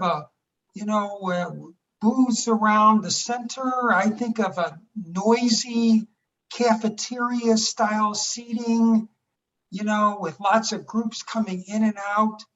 I don't know if that would appeal, no matter how good the food is, for people to sit in sort of this area that looks like it could look, and I'm sure you won't do it, like a school cafeteria. So disabuse me of that notion. Thank you. Hopefully, I don't think it'll be as rowdy as the high school cafeteria. There'll be no food fight. I guarantee you that. But there is always the option for takeout, right? And with the COVID right now, like everyone has gotten used to just taking food and have it. So it is a great location for you just to go in and out really quickly to grab food. All of those food are fast food concepts. But the sitting area, I know that there are a couple of food halls that has already opened, right? And people actually enjoy that kind of atmosphere. Like I travel for work, and when I'm alone by myself, I actually just want to go there and sit down somewhere by myself. That's nothing fancy. And there will also be seating at the bar. So it's if you don't enjoy that atmosphere, we have takeout options. And I will also say, to add to that there is full dining seating available. So it's not necessarily, which is why we've requested the number of seats that we've requested here. The load obviously is to allow people to walk around from area to area, the different options, but there is a lot of seating. So they do plan and intend to have people dine in at these, being able to choose from these various options. So please get rid of the school cafeteria idea, because that's definitely not the intention. Not it at all. I think that it's an awesome concept. I look forward to that opening. When are you planning on opening? We're targeting for March, so we'll see how everything seems to be a little lagging. So, but that's ideally by March. Yep, that is great. I cannot wait for this. As I travel also around the country and world, I love food halls because you get a flavor of so much and so many items. So I think it's a great addition. Any other questions? And I'm glad Just also wanted to say I'm really excited about this. I live at Meridian right nearby, and I'm going to be definitely bringing friends to visit there. And I love soup dumplings. It's going to be dangerous. I'm going to spend all my money now, so I'm super excited about it. So, something else I was going to say.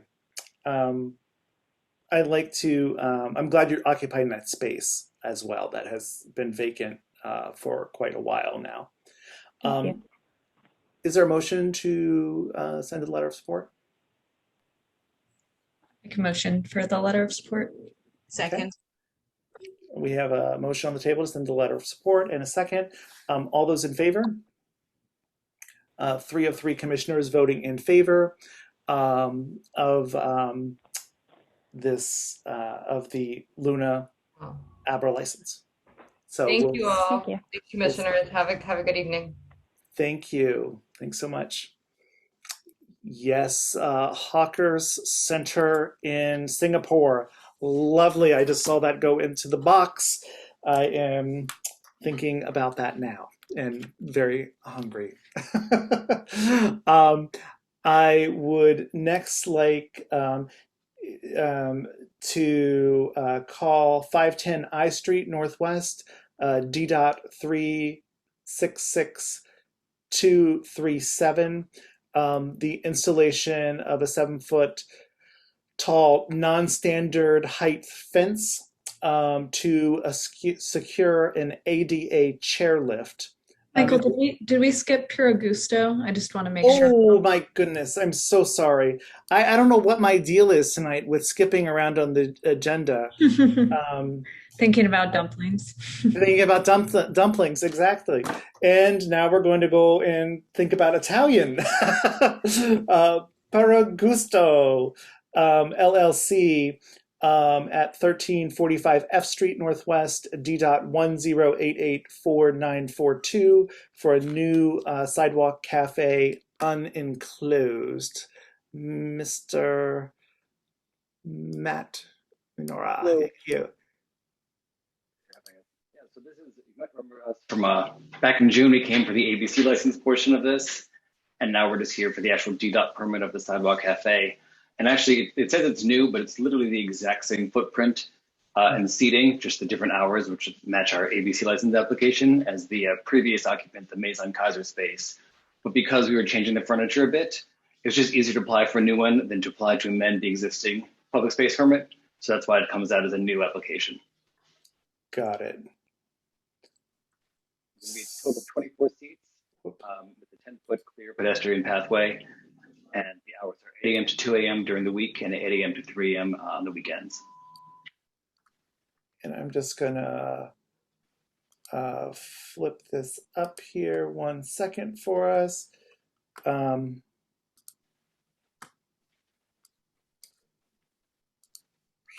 I also have it if you want me to share my. Oh, you got it? Great. I just got it. Thank you. I appreciate that. So is the exact same footprint as the Maison Kaiser space with the tables. Correct.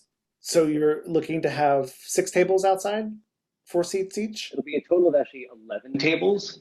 Okay. Because most of them are just two tops. Oh, gotcha. And a total of 24 seats. Oh, I see the division. Yeah.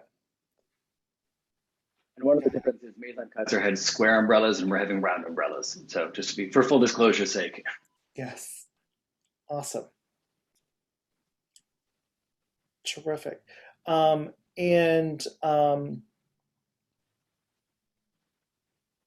Yes. Any questions for this location? And Matt, do you know when you're opening or when they're opening? Target date is still mid-October. Mid-October, okay. If things go according to the schedule that was presented to us. Yeah, yeah. So is the paper box static? Oh, this is the walkway here, like between the table and the planter box? I mean, I can't see the screen anymore, but yes, it's between the walkway, the 10-foot pedestrian pathway. It's measured from the edge of the nearest table to the planter. Oh, so you're walking through this area here. Got it. Got it. And there's not a fence or anything like that around it? No, there's not. Got it. I would like to move that we send a letter of support for Bruno Gasto at 1345 F Street. Second. All those in favor? 3 of 3 commissioners vote in favor. We'll get a letter of support out, Matt.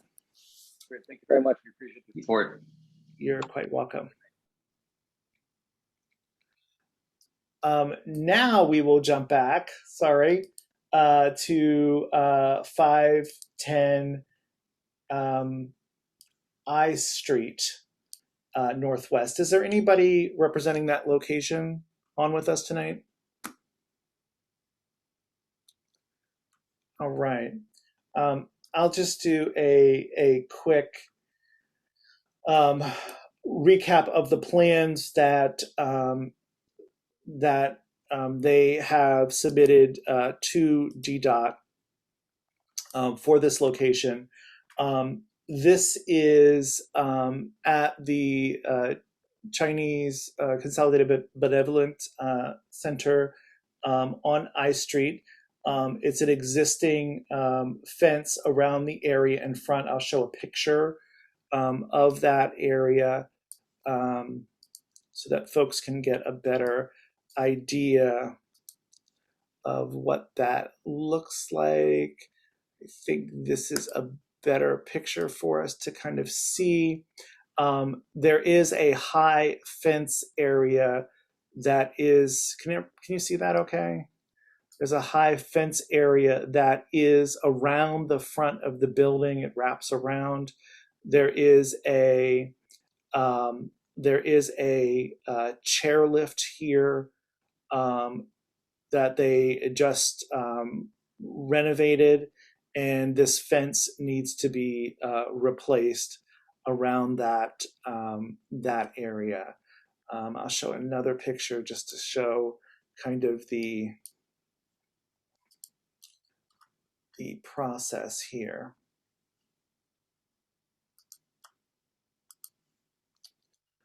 I did reach out to DCRA to see if this fence was required for a chairlift, and because it indicates in the filing application as it is required by DCRA with that installation. I would love to see this fence come down around the property, but it is needed for the chairlift, my understanding.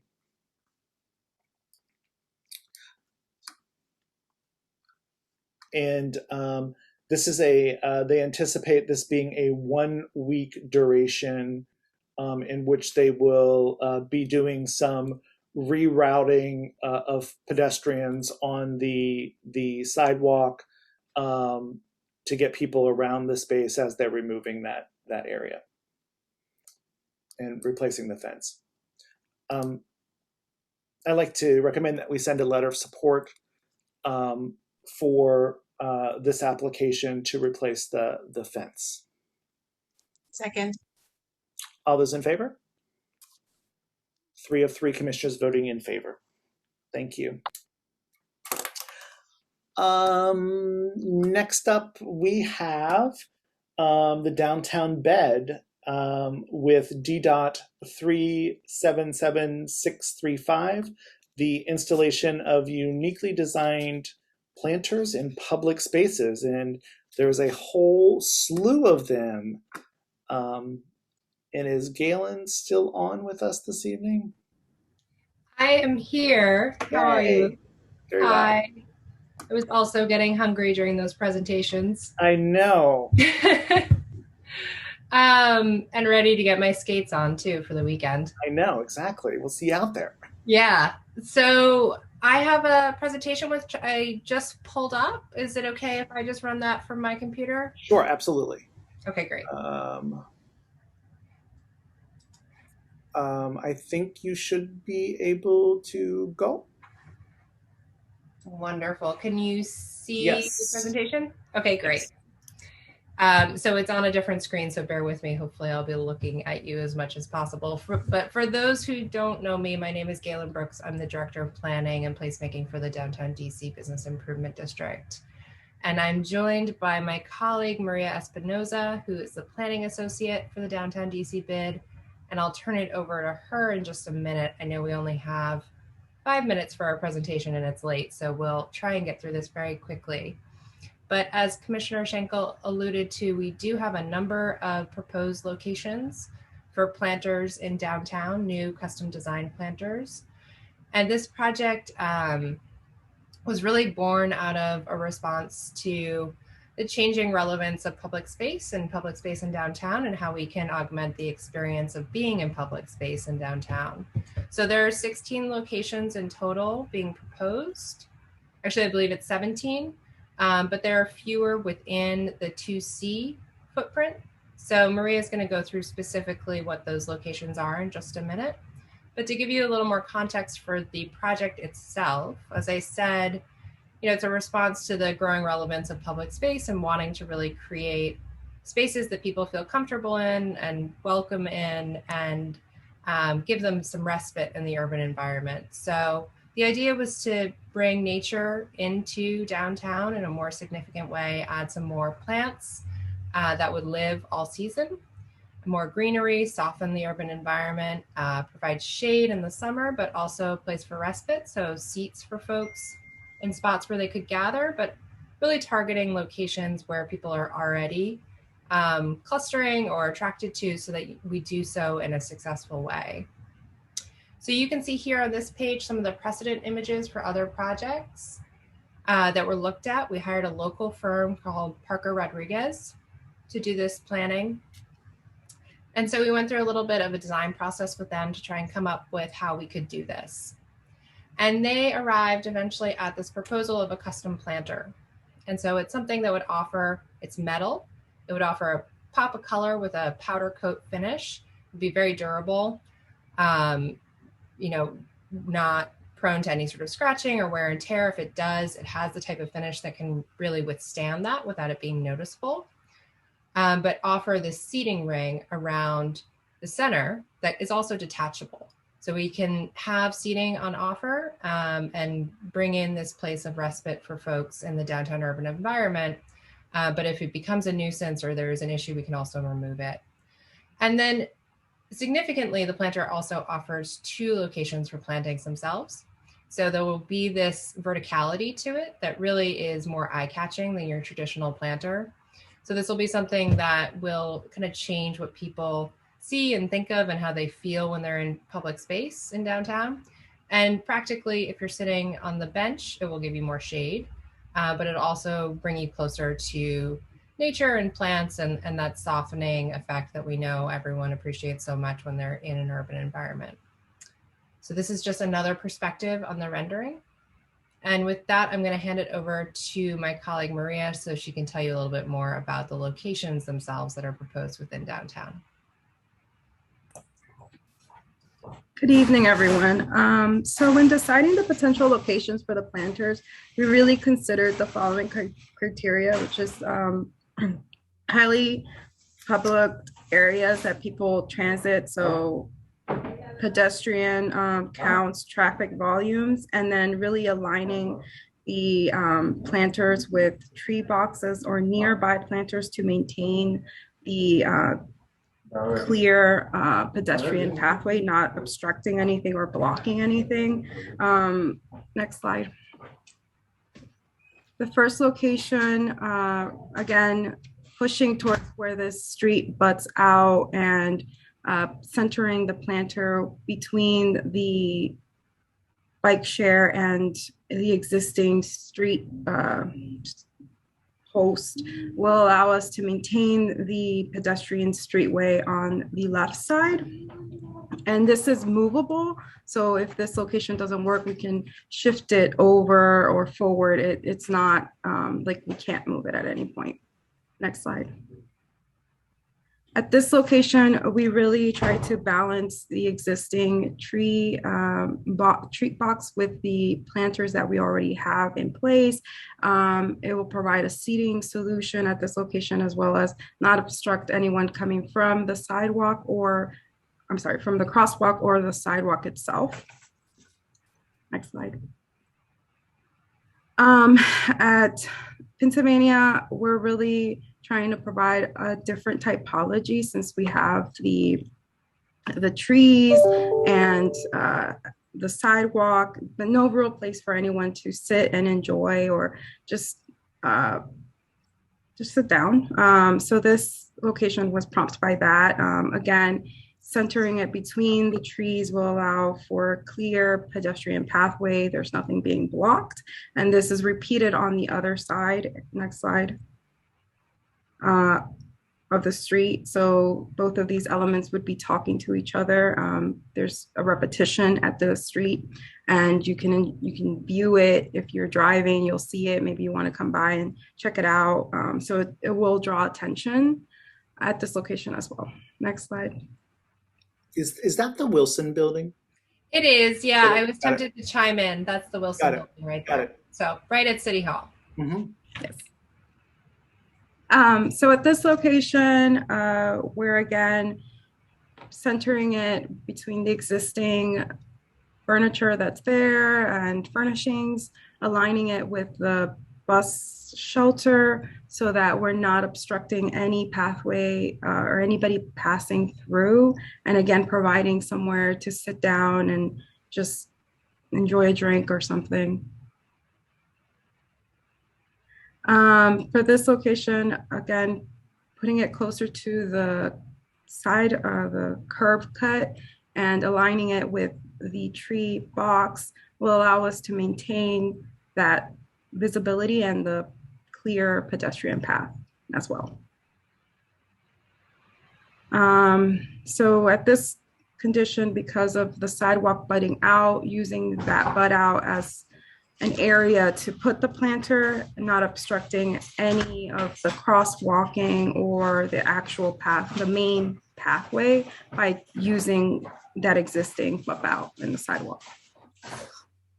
And then for this location, again, pushing it closer to the curb and aligning with the tree box. Box zone, yeah. Yeah, the tree box zone will allow us to maintain the street pathway, but also not obstruct anyone getting in and out of cars with the position that it's at right now. And this is actually a location where the sidewalk is much larger than it appears in this picture. The designer has another picture of this that we've also used elsewhere that conveys it a little bit more clearly. But again, the pedestrian path is clear. And then this is 9th and F, right? Yes. 9th and F, we have existing planters there and bringing in another element so that people can sit down and enjoy. It's already wide enough. We're not going to obstruct anything. And then, so with the repetition so that it talks to itself, bringing the planter on the other side of the street, closer to 7th Street. So the other one is on 9th and this one's on 7th, will create a memory, and also you'll remember that it's there for those using it. We're almost at the end. This is the last location, I believe. Yeah, the last location, again, lining up with the planter box, and it would allow us to maintain the clear pedestrian path, not block anything, and provide some seating solution that's needed at this corner. So not only does this project, impact pedestrian and visitors' visual impression of downtown, right? But it's also offering some utility. So just to give you a little bit more detail, it's a good height for clearance. So it's about 7 feet tall, so it will allow easy clearance with the plantings above, but it's also a good size to be able to fit into some of those tree box zones, streetscape furniture zones that Maria was talking about. And then practically, we wanted to do something near term, right? And as you all know, this impacting the public space in terms of physical changes can take a really long time. So planters are a nice way to have a near term impact. And one of the key elements of that is to not penetrate the ground plane. So this will sit on adjustable footings. It will have a ballast that weights it so that it can't be moved by anyone. And then practically, as I mentioned earlier, it'll have a finish that is really durable. And if it does scratch, it won't really show. And then we, of course, will be maintaining this as we do many elements, including all the planters up and down Pennsylvania Avenue, and the 33 National Park Service spaces throughout the downtown area. So we'll be doing all that on a regular basis. We're excited about this possibility to kind of, strategically inject a little extra life and joy and respite for folks into downtown. But love to hear your thoughts, any questions, and thank you again for having us here today.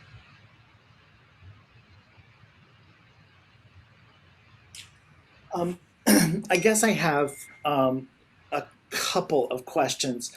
One, with Pennsylvania Avenue and the Pennsylvania Avenue Planning Commission, are you allowed to put these on the Pennsylvania Avenue? Yeah, so we are. Okay. And the so same the thing. National Capital Planning Commission Thank you. is doing a planning effort for Pennsylvania Avenue, but they're not the owner of Pennsylvania Avenue. National Park Service does have some ownership rights, but DDOT also manages and maintains the roadway. So we should be allowed to do that. Got it. And at the, I believe that one of the pictures was at the Carnegie Library, the Apple Store. That area as well, we were restricted from putting bike share racks in there because it was Park Service space. My impression is the sidewalk, just looking at the ownership maps, is that the sidewalk itself there is DDOT controlled, but if it's the same location, I might be wrong about that, and we might need to go before NPS as well. Yeah, I was just curious. And these are quite tall in their structure, which I like. And you chose the rust because of the contrast to a lot of, especially in these locations, to a lot of surrounding elements. We think it'll really add a nice pop of color without being garish or, displeasing. Absolutely. Commissioners, do you have any comments?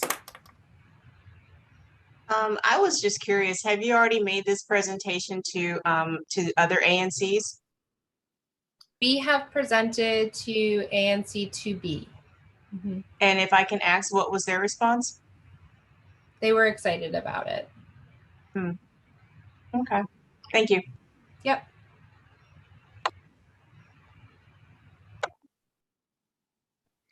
I love the idea of this. I'm just concerned about the locations and the size of the location. Was your graphics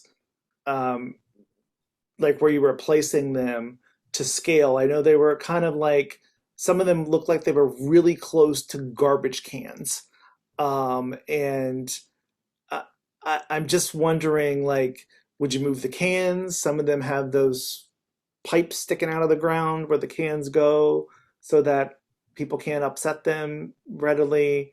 I'm just wondering what those thoughts are there. Yeah, no, that's a great point to bring up. We actually do manage and place the garbage cans, so we would move some of them.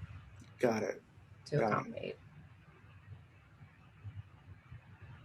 Sorry, just to follow up on that, none would be removed. They would just be. No. Just wanted to check, yeah. Yeah, we do all of the trash collection and cleanup.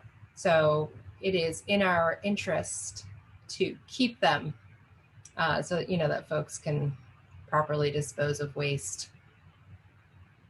And these locations that you're proposing would be the home of these? Like you wouldn't be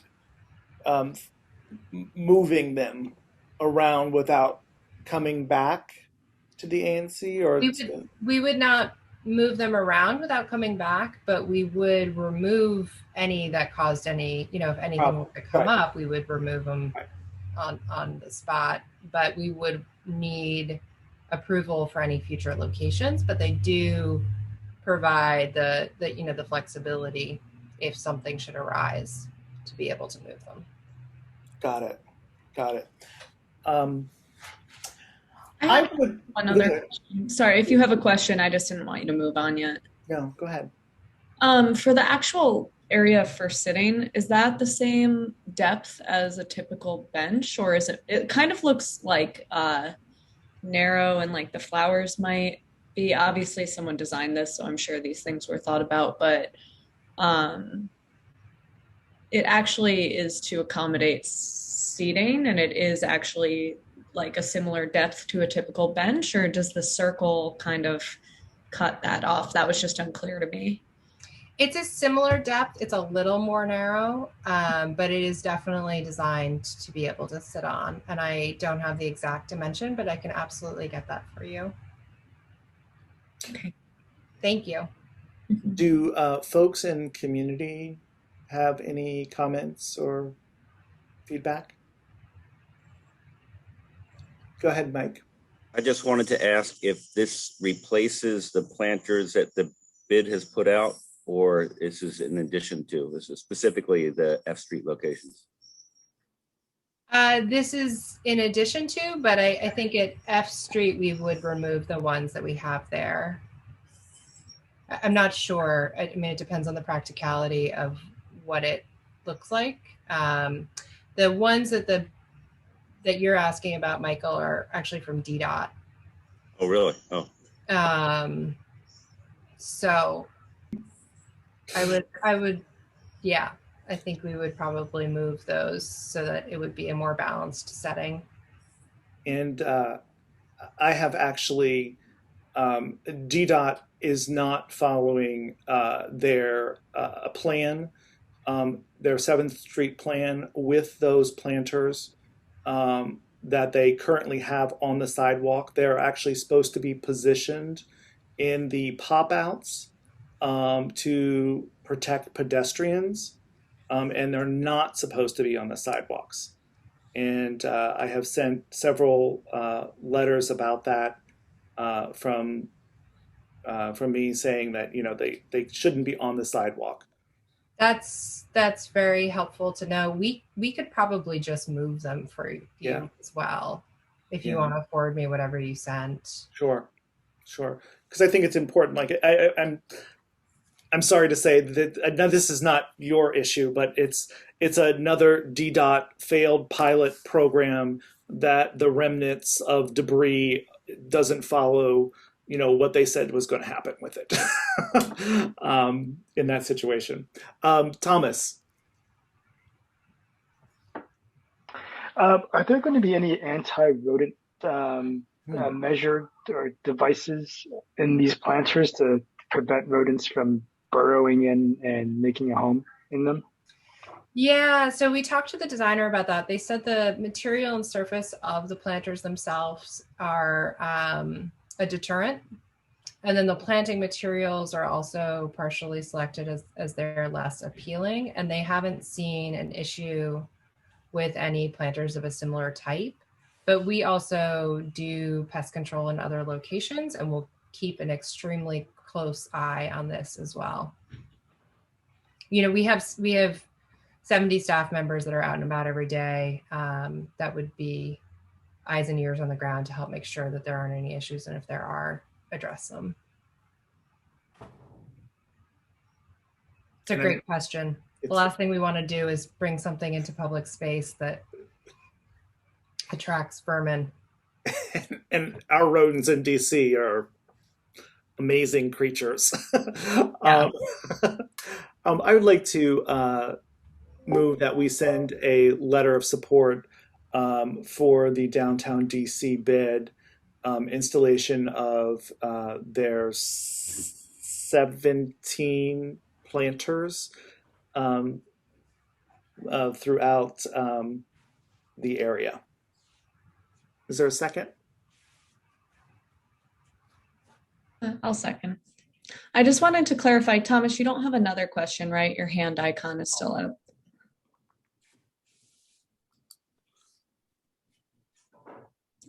Yes, I'm gonna figure out how to. Okay, I just wanted to check. Yeah, I'll second the motion. I gotcha. Terrific. Awesome. All those in favor? So 3 of 3 commissioners voting to send a letter of support. So we'll send a letter of support off for you. Thank you so much. And thank you all for your thoughtful comments and questions. And when do you think that you would deploy these, by the way? I think it'll probably be late winter, early spring. We could do it sooner, but at this point, the window for fall plantings is rapidly closing. Yeah. Yeah. Ooh. Well, the production timeline is. I also. So it's got some additional lead time too. Yeah. Oh, I do have a quick question. I'm sorry. It just came to me. I know that you said that these are hard to tip over. Are you certain that they are going to be difficult to tip over? The reason why I ask is because on my block, there is a certain individual that likes to tip over all the garbage cans, and these things weigh 200 pounds. And I see them every single morning being tipped over, and then the downtown bid maintenance workers have to come and write them up, and then put away all the litter that's been fallen onto the ground. So I don't want to see one of these tipped over in the future. So can you speak to that? Absolutely. And then you also have to consider weather events, right? So hurricane level winds, these will be able to withstand that. And we have wind load calculations that have been completed by the designers that we will have to also share for our permits as well from DDOT. It's a great concern. Mm-hmm.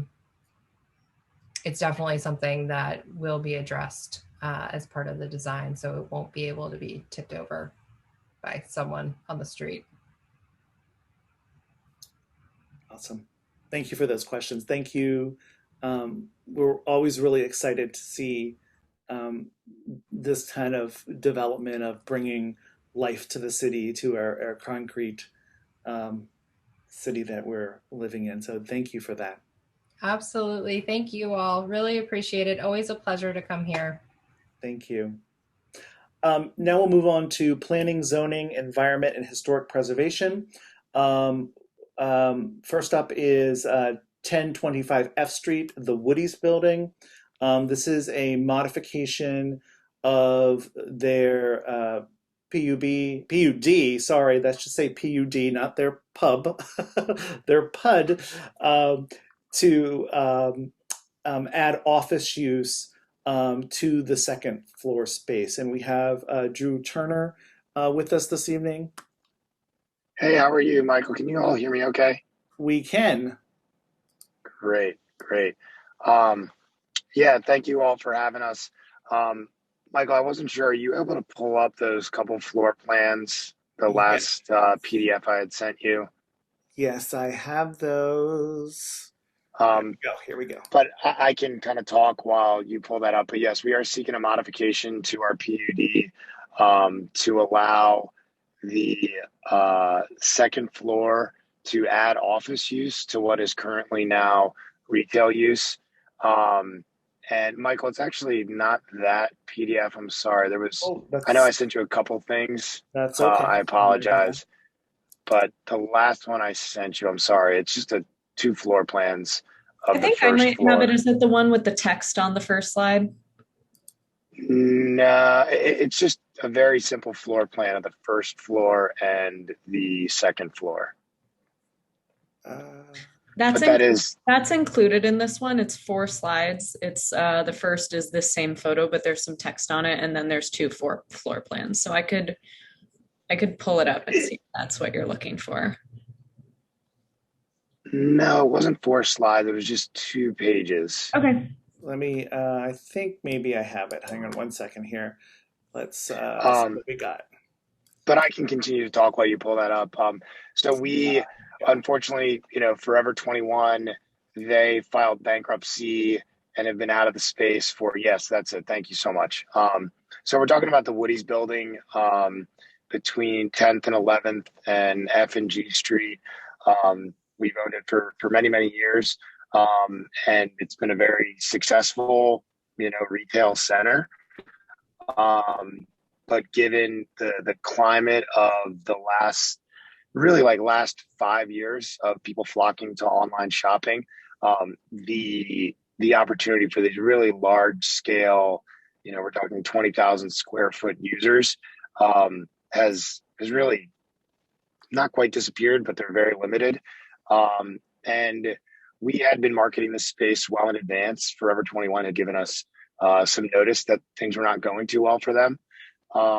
And so we've really been marketing their space, which is the first floor and second floor, running along G Street from 10th to 11th. It's about 25,000 square feet on the second floor. But we've been marketing that space for the better part of 3 years. And it's, we would love to say there's plenty of retailers out there to fill that space, because we do see the value in it. But we are, we're here today seeking support to modify the PUD to allow office use there. It doesn't mean we won't still be pursuing retail use for that, but it just allows us to have another option to cast a little bit of a wider net. So this is the ground floor plan that you're looking at right now. You've got the lobby off of F Street to the right side of the screen. But yeah, to the left is what you're pointing to, is the old Forever 21 space. And if you scroll up to the floor above to the second page of this, you can really see there that was the old Forever 21 space, is basically half the floor plate along G Street. And then, H&M, their lease does expire soon. We're going to work to try and work something out and be able to keep them in the space. And then Zara has a little bit of a longer term, which is, that space right there. So we do hope to keep those tenants. We do hope to court more retail tenants, but we also want to be able to have the opportunity to potentially land an office user on one of those second floors as well. So that's right now we have filed a notice of intent, a 45-day notice that was filed a week ago. And we are shooting to be to the zoning commission in October, and we're here to ask for the ANC support. So I'm open to any questions or comments from the community.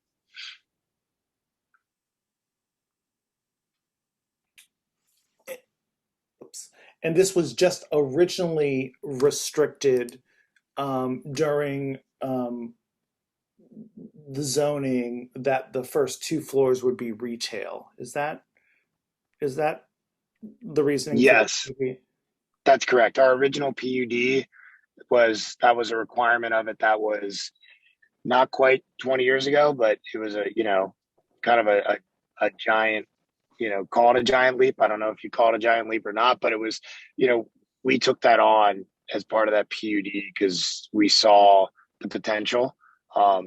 It was what F Street looked like then versus what it looked like now. It's a little bit of a different world, but yes, that was a requirement of that PUD. Got it. Commissioners, do you have any questions? Community members have any questions or concerns?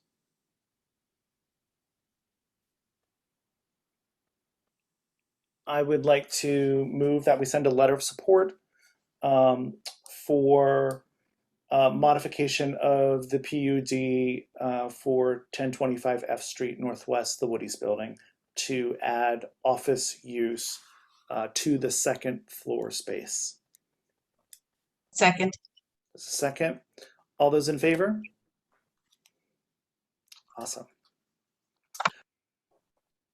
I'm going to turn the gavel over to... Thank you all. Sorry, sure, definitely. Thank you. I appreciate it. Have a good evening. Most definitely. We'll send a letter of support and we'll copy you on it. Thank you. Thank you, Drew. I'm going to turn this over to Ellie for a few moments, if I may. Or Gigi. Who am I giving it to? We'll both be doing it. I have the next thing pulled up, so I'll just start it off.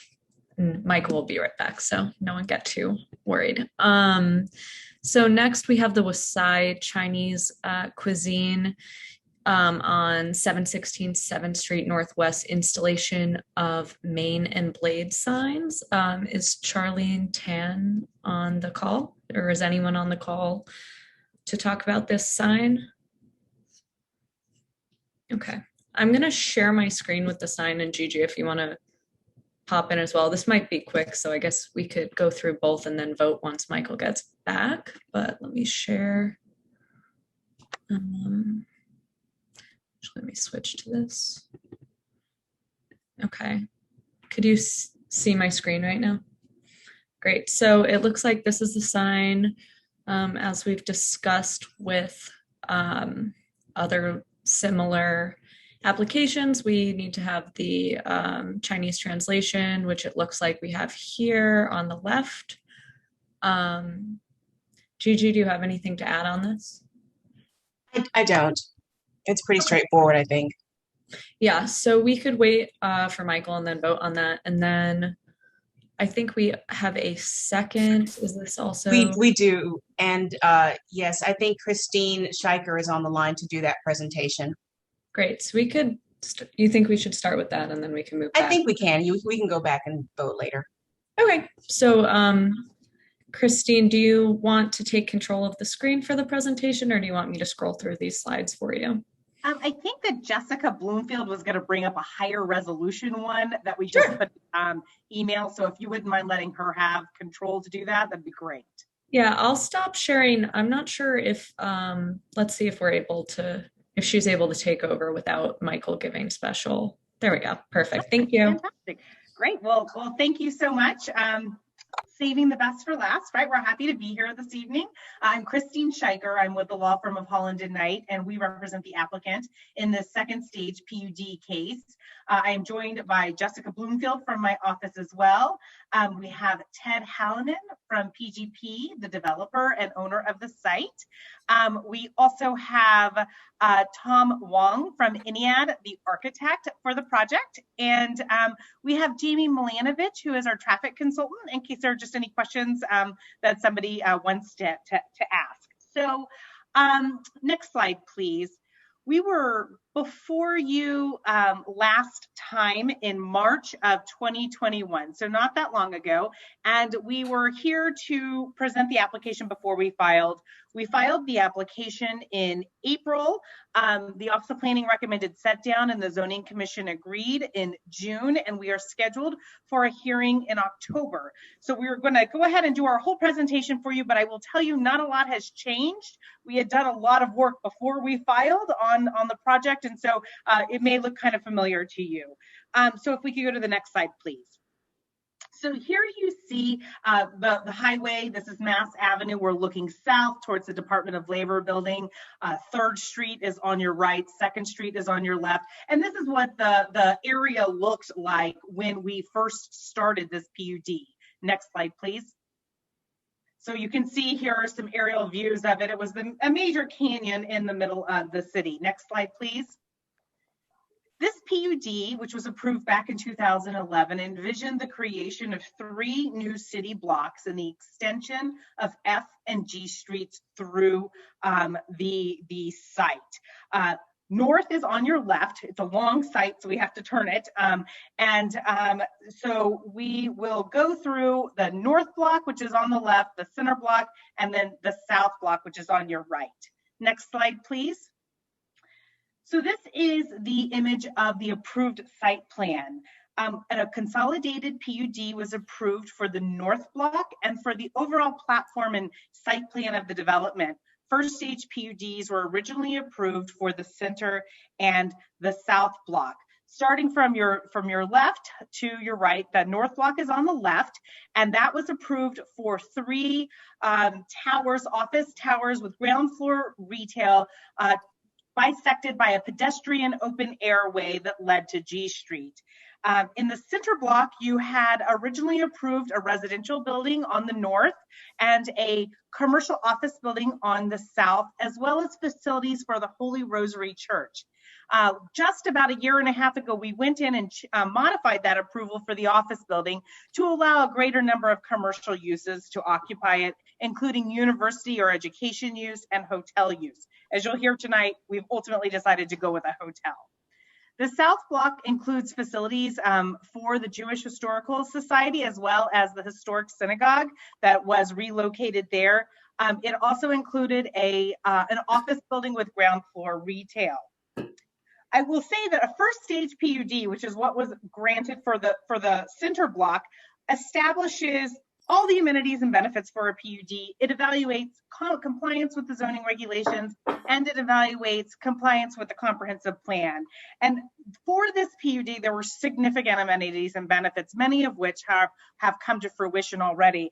The primary one was kind of healing this scar in the middle of the city with a depressed freeway, creating 3 new city blocks, creating all of the infrastructure and the utility upgrades, as well as the streets. And that was at an approximate cost of about $315 million.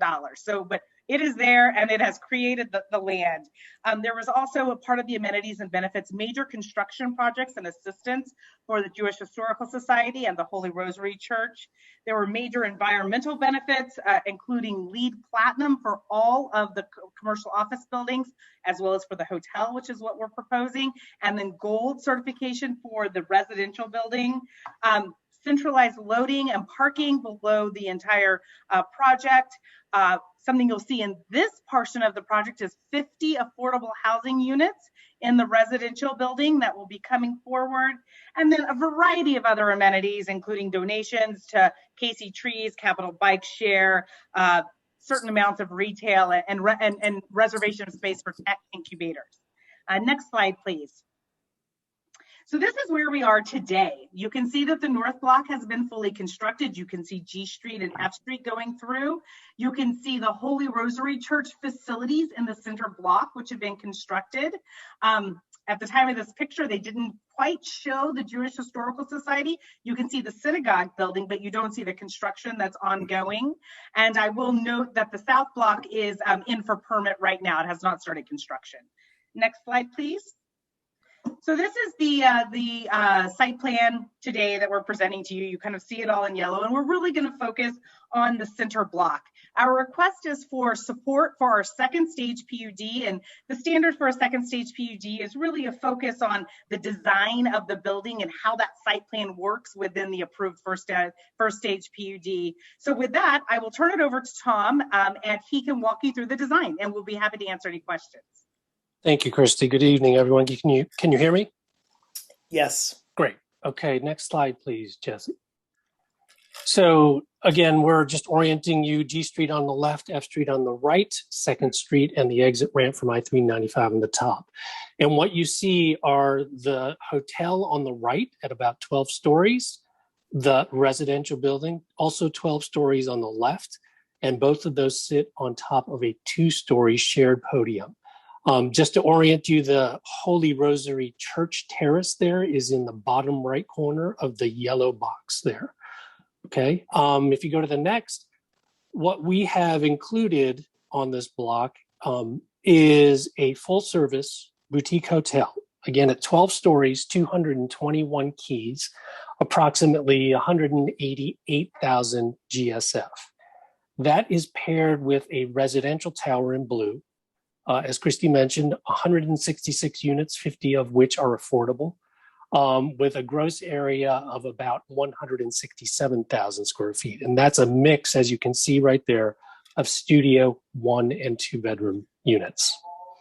They are sitting on top of the podium, which is 79,000 square feet of hotel lobby and amenity space, residential amenity space, and active retail space.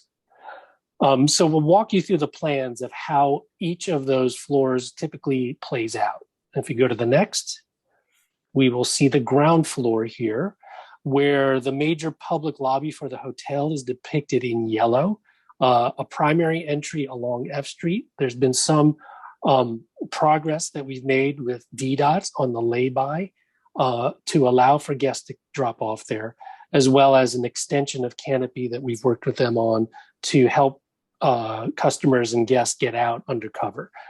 That lobby stretches all the way to the north. So there's also an arrival by foot on the north side of the block there in a triple height space that is the terminus to the pedestrian way on the north block. In the orange, you see retail, and the retail is bracketing the lobby of the hotel on 3 corners, trying to activate not only F Street and G Street, but the corners wrapping around a little bit, as well as a smaller little retail space just to the bottom of the north hotel lobby. You can also see here, the blue is the residential lobby, which will be a dedicated secure entry for residents of the apartment building above. If you go to the next, you'll see the second floor is primarily extension space of the hotel function. So here we expect some meeting space, perhaps some more lobby area, some support area, and then on the lighter blue, a residential amenity, perhaps a gym. Okay. And then both of those things connect to the terrace that is part of the project. This sits atop the 1-story portion of the podium. And that is really seen as an adjunct function to the hotel meeting space. If you go to the next, this is a typical floor, the hotel on the right. You see the array of rooms of various sizes, including suites in the corners, and the residential building on the left, including the studio 1 and 2 bedrooms. There are some areas that have balconies as well. And then if we go up to the next floor, this is what happens at the roof. Now at the roof, we have a restaurant as a proposed use at the roof with the appropriate setbacks off of the roof edge. That is not only dining area, but a little bit of hotel restaurant support, as well as building mechanical in gray. Surrounded by a terrace, occupiable terrace with some planting. On the left side, you see the residential amenity space, again, with appropriate setbacks, including a little bit of common space, an outdoor pool in the orange color there, as well as a little bit of an occupiable terrace that has some shading, and the residential mechanical space in gray. Going up to the roof of the entire development next, you see that we are planting these roofs to help not only with heat island effect and stormwater, but to allow that roof to really act as really a great insulator. Also included on this roof are some solar panels on the residential building. Okay, so if you go to the next, we'd love to talk, describe a little bit more about the architectural character of this project. Here, starting at the residential building, looking down that pedestrian walkway at the north block, this building is really meant to be a kind of anchor and termination to that vista. You see a slight inflection in the plan geometry that receives that space. You see a triple height lobby to the north entry of the hotel as the kind of destination and anchor. The active retail on the left side of the plan, and tucked there right in the middle is the residential entry point. The upper volume of the residential building is primarily two facade conditions, a polished precast concrete on the left, and elements of concrete and glass on the right, trying to be a little bit more dynamic and open. If you go to the next, here's a close-up as you get beyond the north block that just gives you a clearer picture of that facade as you see it. Okay, you can see the little retail pavilion on the right side of the triple height hotel lobby, which is a one-story volume. If you go to the next, you can start to see the entry point of the hotel. Here it's a double height space, and the hotel sits above that. The hotel rooms sit above that. There is active retail, probably a restaurant that sits at the ground floor immediately to the right of the hotel lobby, which will be accessed not only from the street, but also from within. Here, the facade is really arranged around those hotel modules. So you see this kind of bronze metal color that defines those modules, and then a slightly inflected infill that's a combination of vision glass and a kind of decorative textured reflective glass adjacent to it to give kind of animation to the facade. You go to the next. As I mentioned, we've been working with DDOT on the lay-by and the canopy, and here's our progress that shows some of those developments that have happened. The plan there that shows the lay-by with the canopy dashed in, and then the perspective on the left.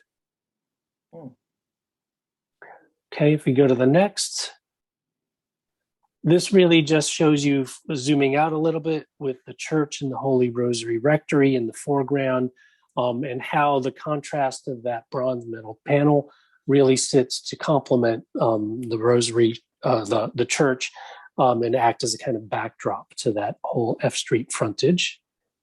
You see the rooftop restaurant sitting on top of the hotel and set back from the edge. And if you go to the next, please. Here's the view of the hotel from the corner of F Street and 2nd. Again, trying to wrap that activity of the openness along 2nd Street as far as we can. Likewise, doing that from the north. There is a section there right in the middle of the 2nd Street frontage, which is right adjacent to that exit passageway from the highway. And there's where we have a little bit more solidity. You go to the next, please. So here, just a recap of the overall impression and view of the building, from the north on the left, from the south on the right, and then I think an aerial in the next slide to finish it off. And I think with that, we're completed our presentation, and we're happy to answer any questions that the commission or the community may have. So I guess the question that I have is, and you may have mentioned it before and maybe I missed it, but what was the reason why the decision was made to go back to the original idea of having a hotel and the residential? So when it was originally approved, it was approved as a residential building and an office building. Right. Back in 2011, office was one of the big drivers of the project.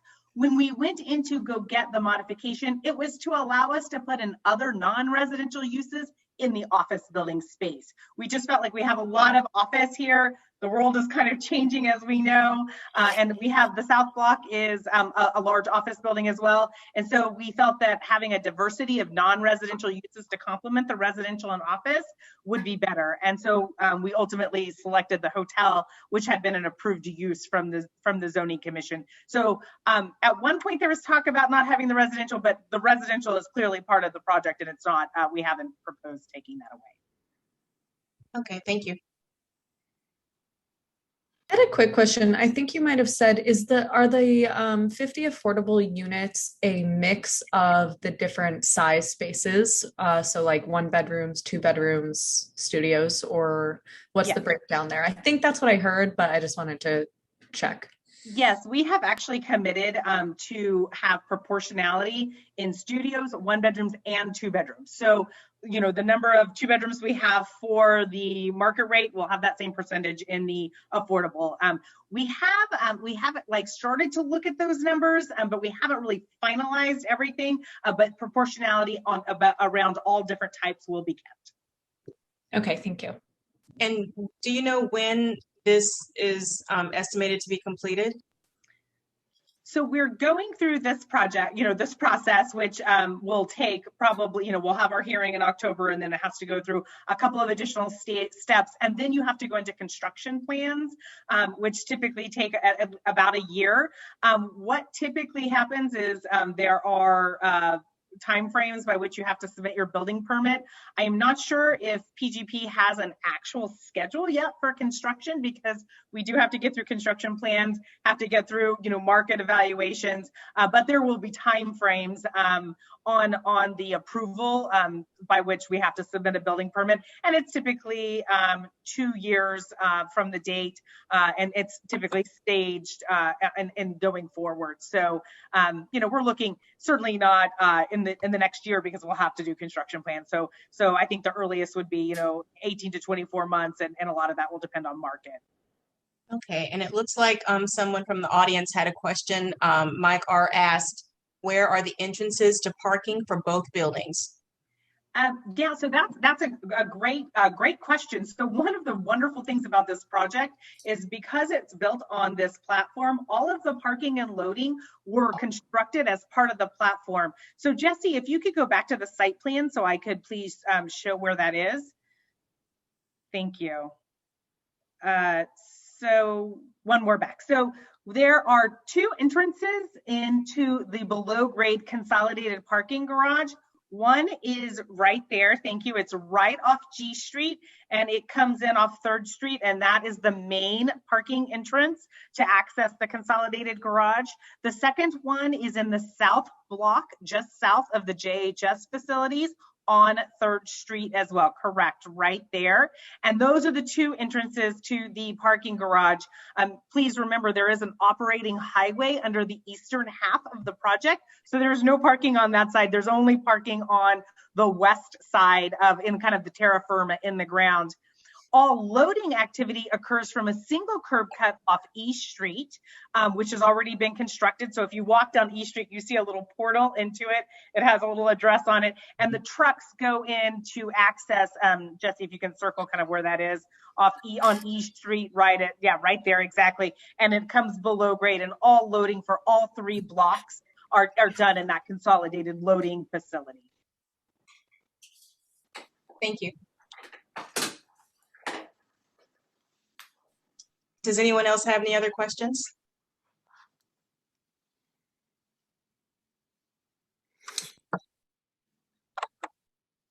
So the request would be to support the current PUD in this next phase? Just help me out there. Sure, yeah. So the first stage is already approved. We are in for an application for a second stage PUD. So our request would be that you support the second stage PUD as proposed here today, with the design that we've shown you in this way, and that you would express that support to the Zoning Commission for our approval.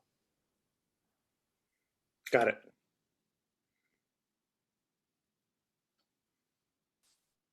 Commissioners, do you have other questions? I do not. I cannot wait. I think this is great. I really feel that the residential and hotel are great complements to this site, and I would like to. Did any community members have other questions?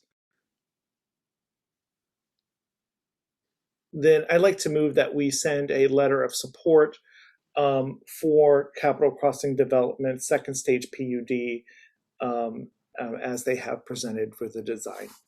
Second. All those in favor? Awesome. 3 of 3 commissioners vote in favor, and we will get that off. Thank you so much. We appreciate it, and we'll keep you updated on what's going on. Great. Thank and I'm you. sure we'll see you back in construction. Yeah, definitely so. Thank you. Definitely. Very exciting. Thank you so much. So the only... Yeah, I was just going to say the reminder that we have to go back to the signage vote. Sure. Do you want me to put it up on the screen again? Sure. That would be great. Just for one hot second. Thank you so much. So I have not seen this come through. No one is representing the site, right? No. I have not seen this come through the Chinatown Review Committee for this property because it would fall under the parameters of the Planning Commission. I know that they have been collecting letters related to this from the property owner, etc.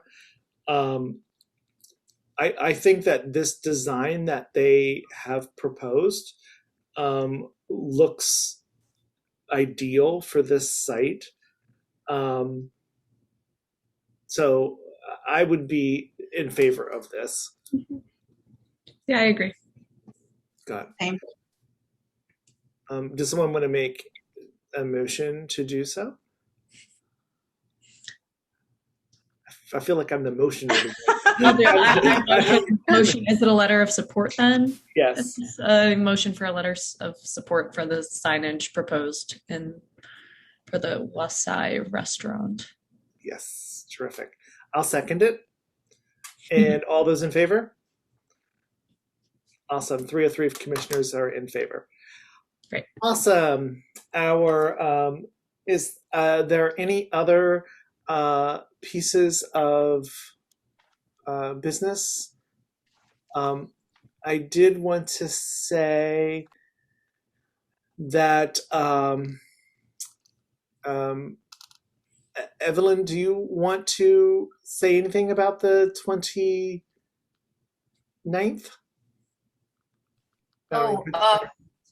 Michael, did you just mention my name? Yes, I did. I didn't know if you wanted to say anything about the 29th.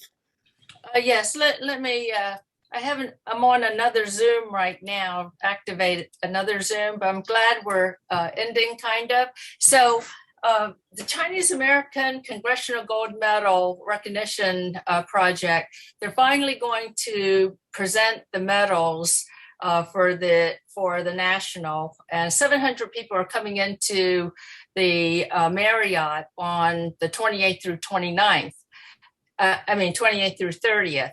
So I'm the president of the Moy Family Association. We're located at 508 I Street.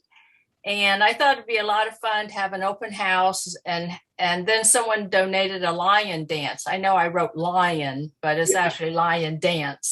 And there's the 4 members with the drums to add excitement.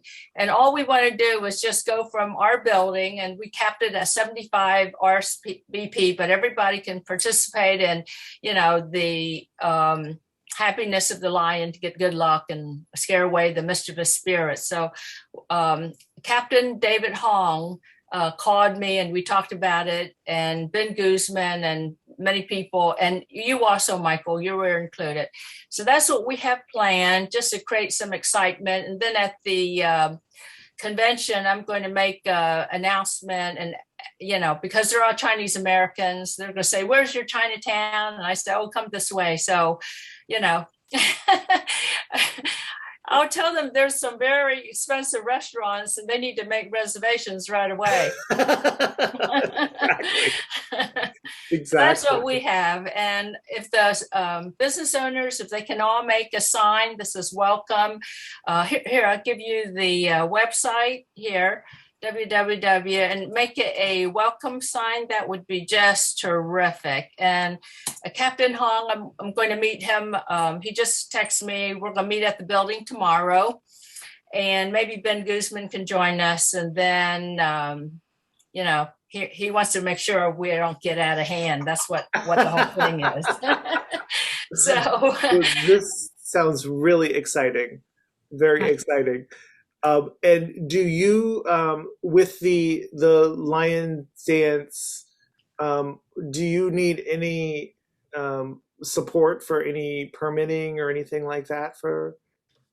No, at first they thought all 700 people are coming. It's like, no, this is not the Chinatown parade and all of that. No.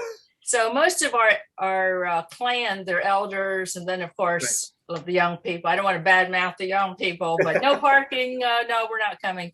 So, and the restaurants are too expensive. But I tell them, no, they're not. You have to come down, and we love our Chinatown. So, and you see, we were in the parade. We always participate. Right. So I'm doing my best to gin up excitement over here. Well, I think it's awesome. I appreciate it. And thank you. And all of you are invited. That would be great. I love it. Love a lion dance. So fantastic. Well, thank you very much for announcing that. Okay. Thank you all. And anything we can do to help support, please let us know. I will, Michael. Thank you. You're quite welcome. Everyone. And if there's no other pieces of business, our next meeting is October 12th. And I'd like to make a motion that we adjourn the meeting. Is there a second? Great. Awesome. Thanks, everybody. Have a wonderful night, and thank you for hanging in to the end. Should we technically vote? We'll all vote then. Oh, yeah. All vote. I'm sorry. Sure that's implied, but I just wanted to get it out there. All right. Bye, everyone.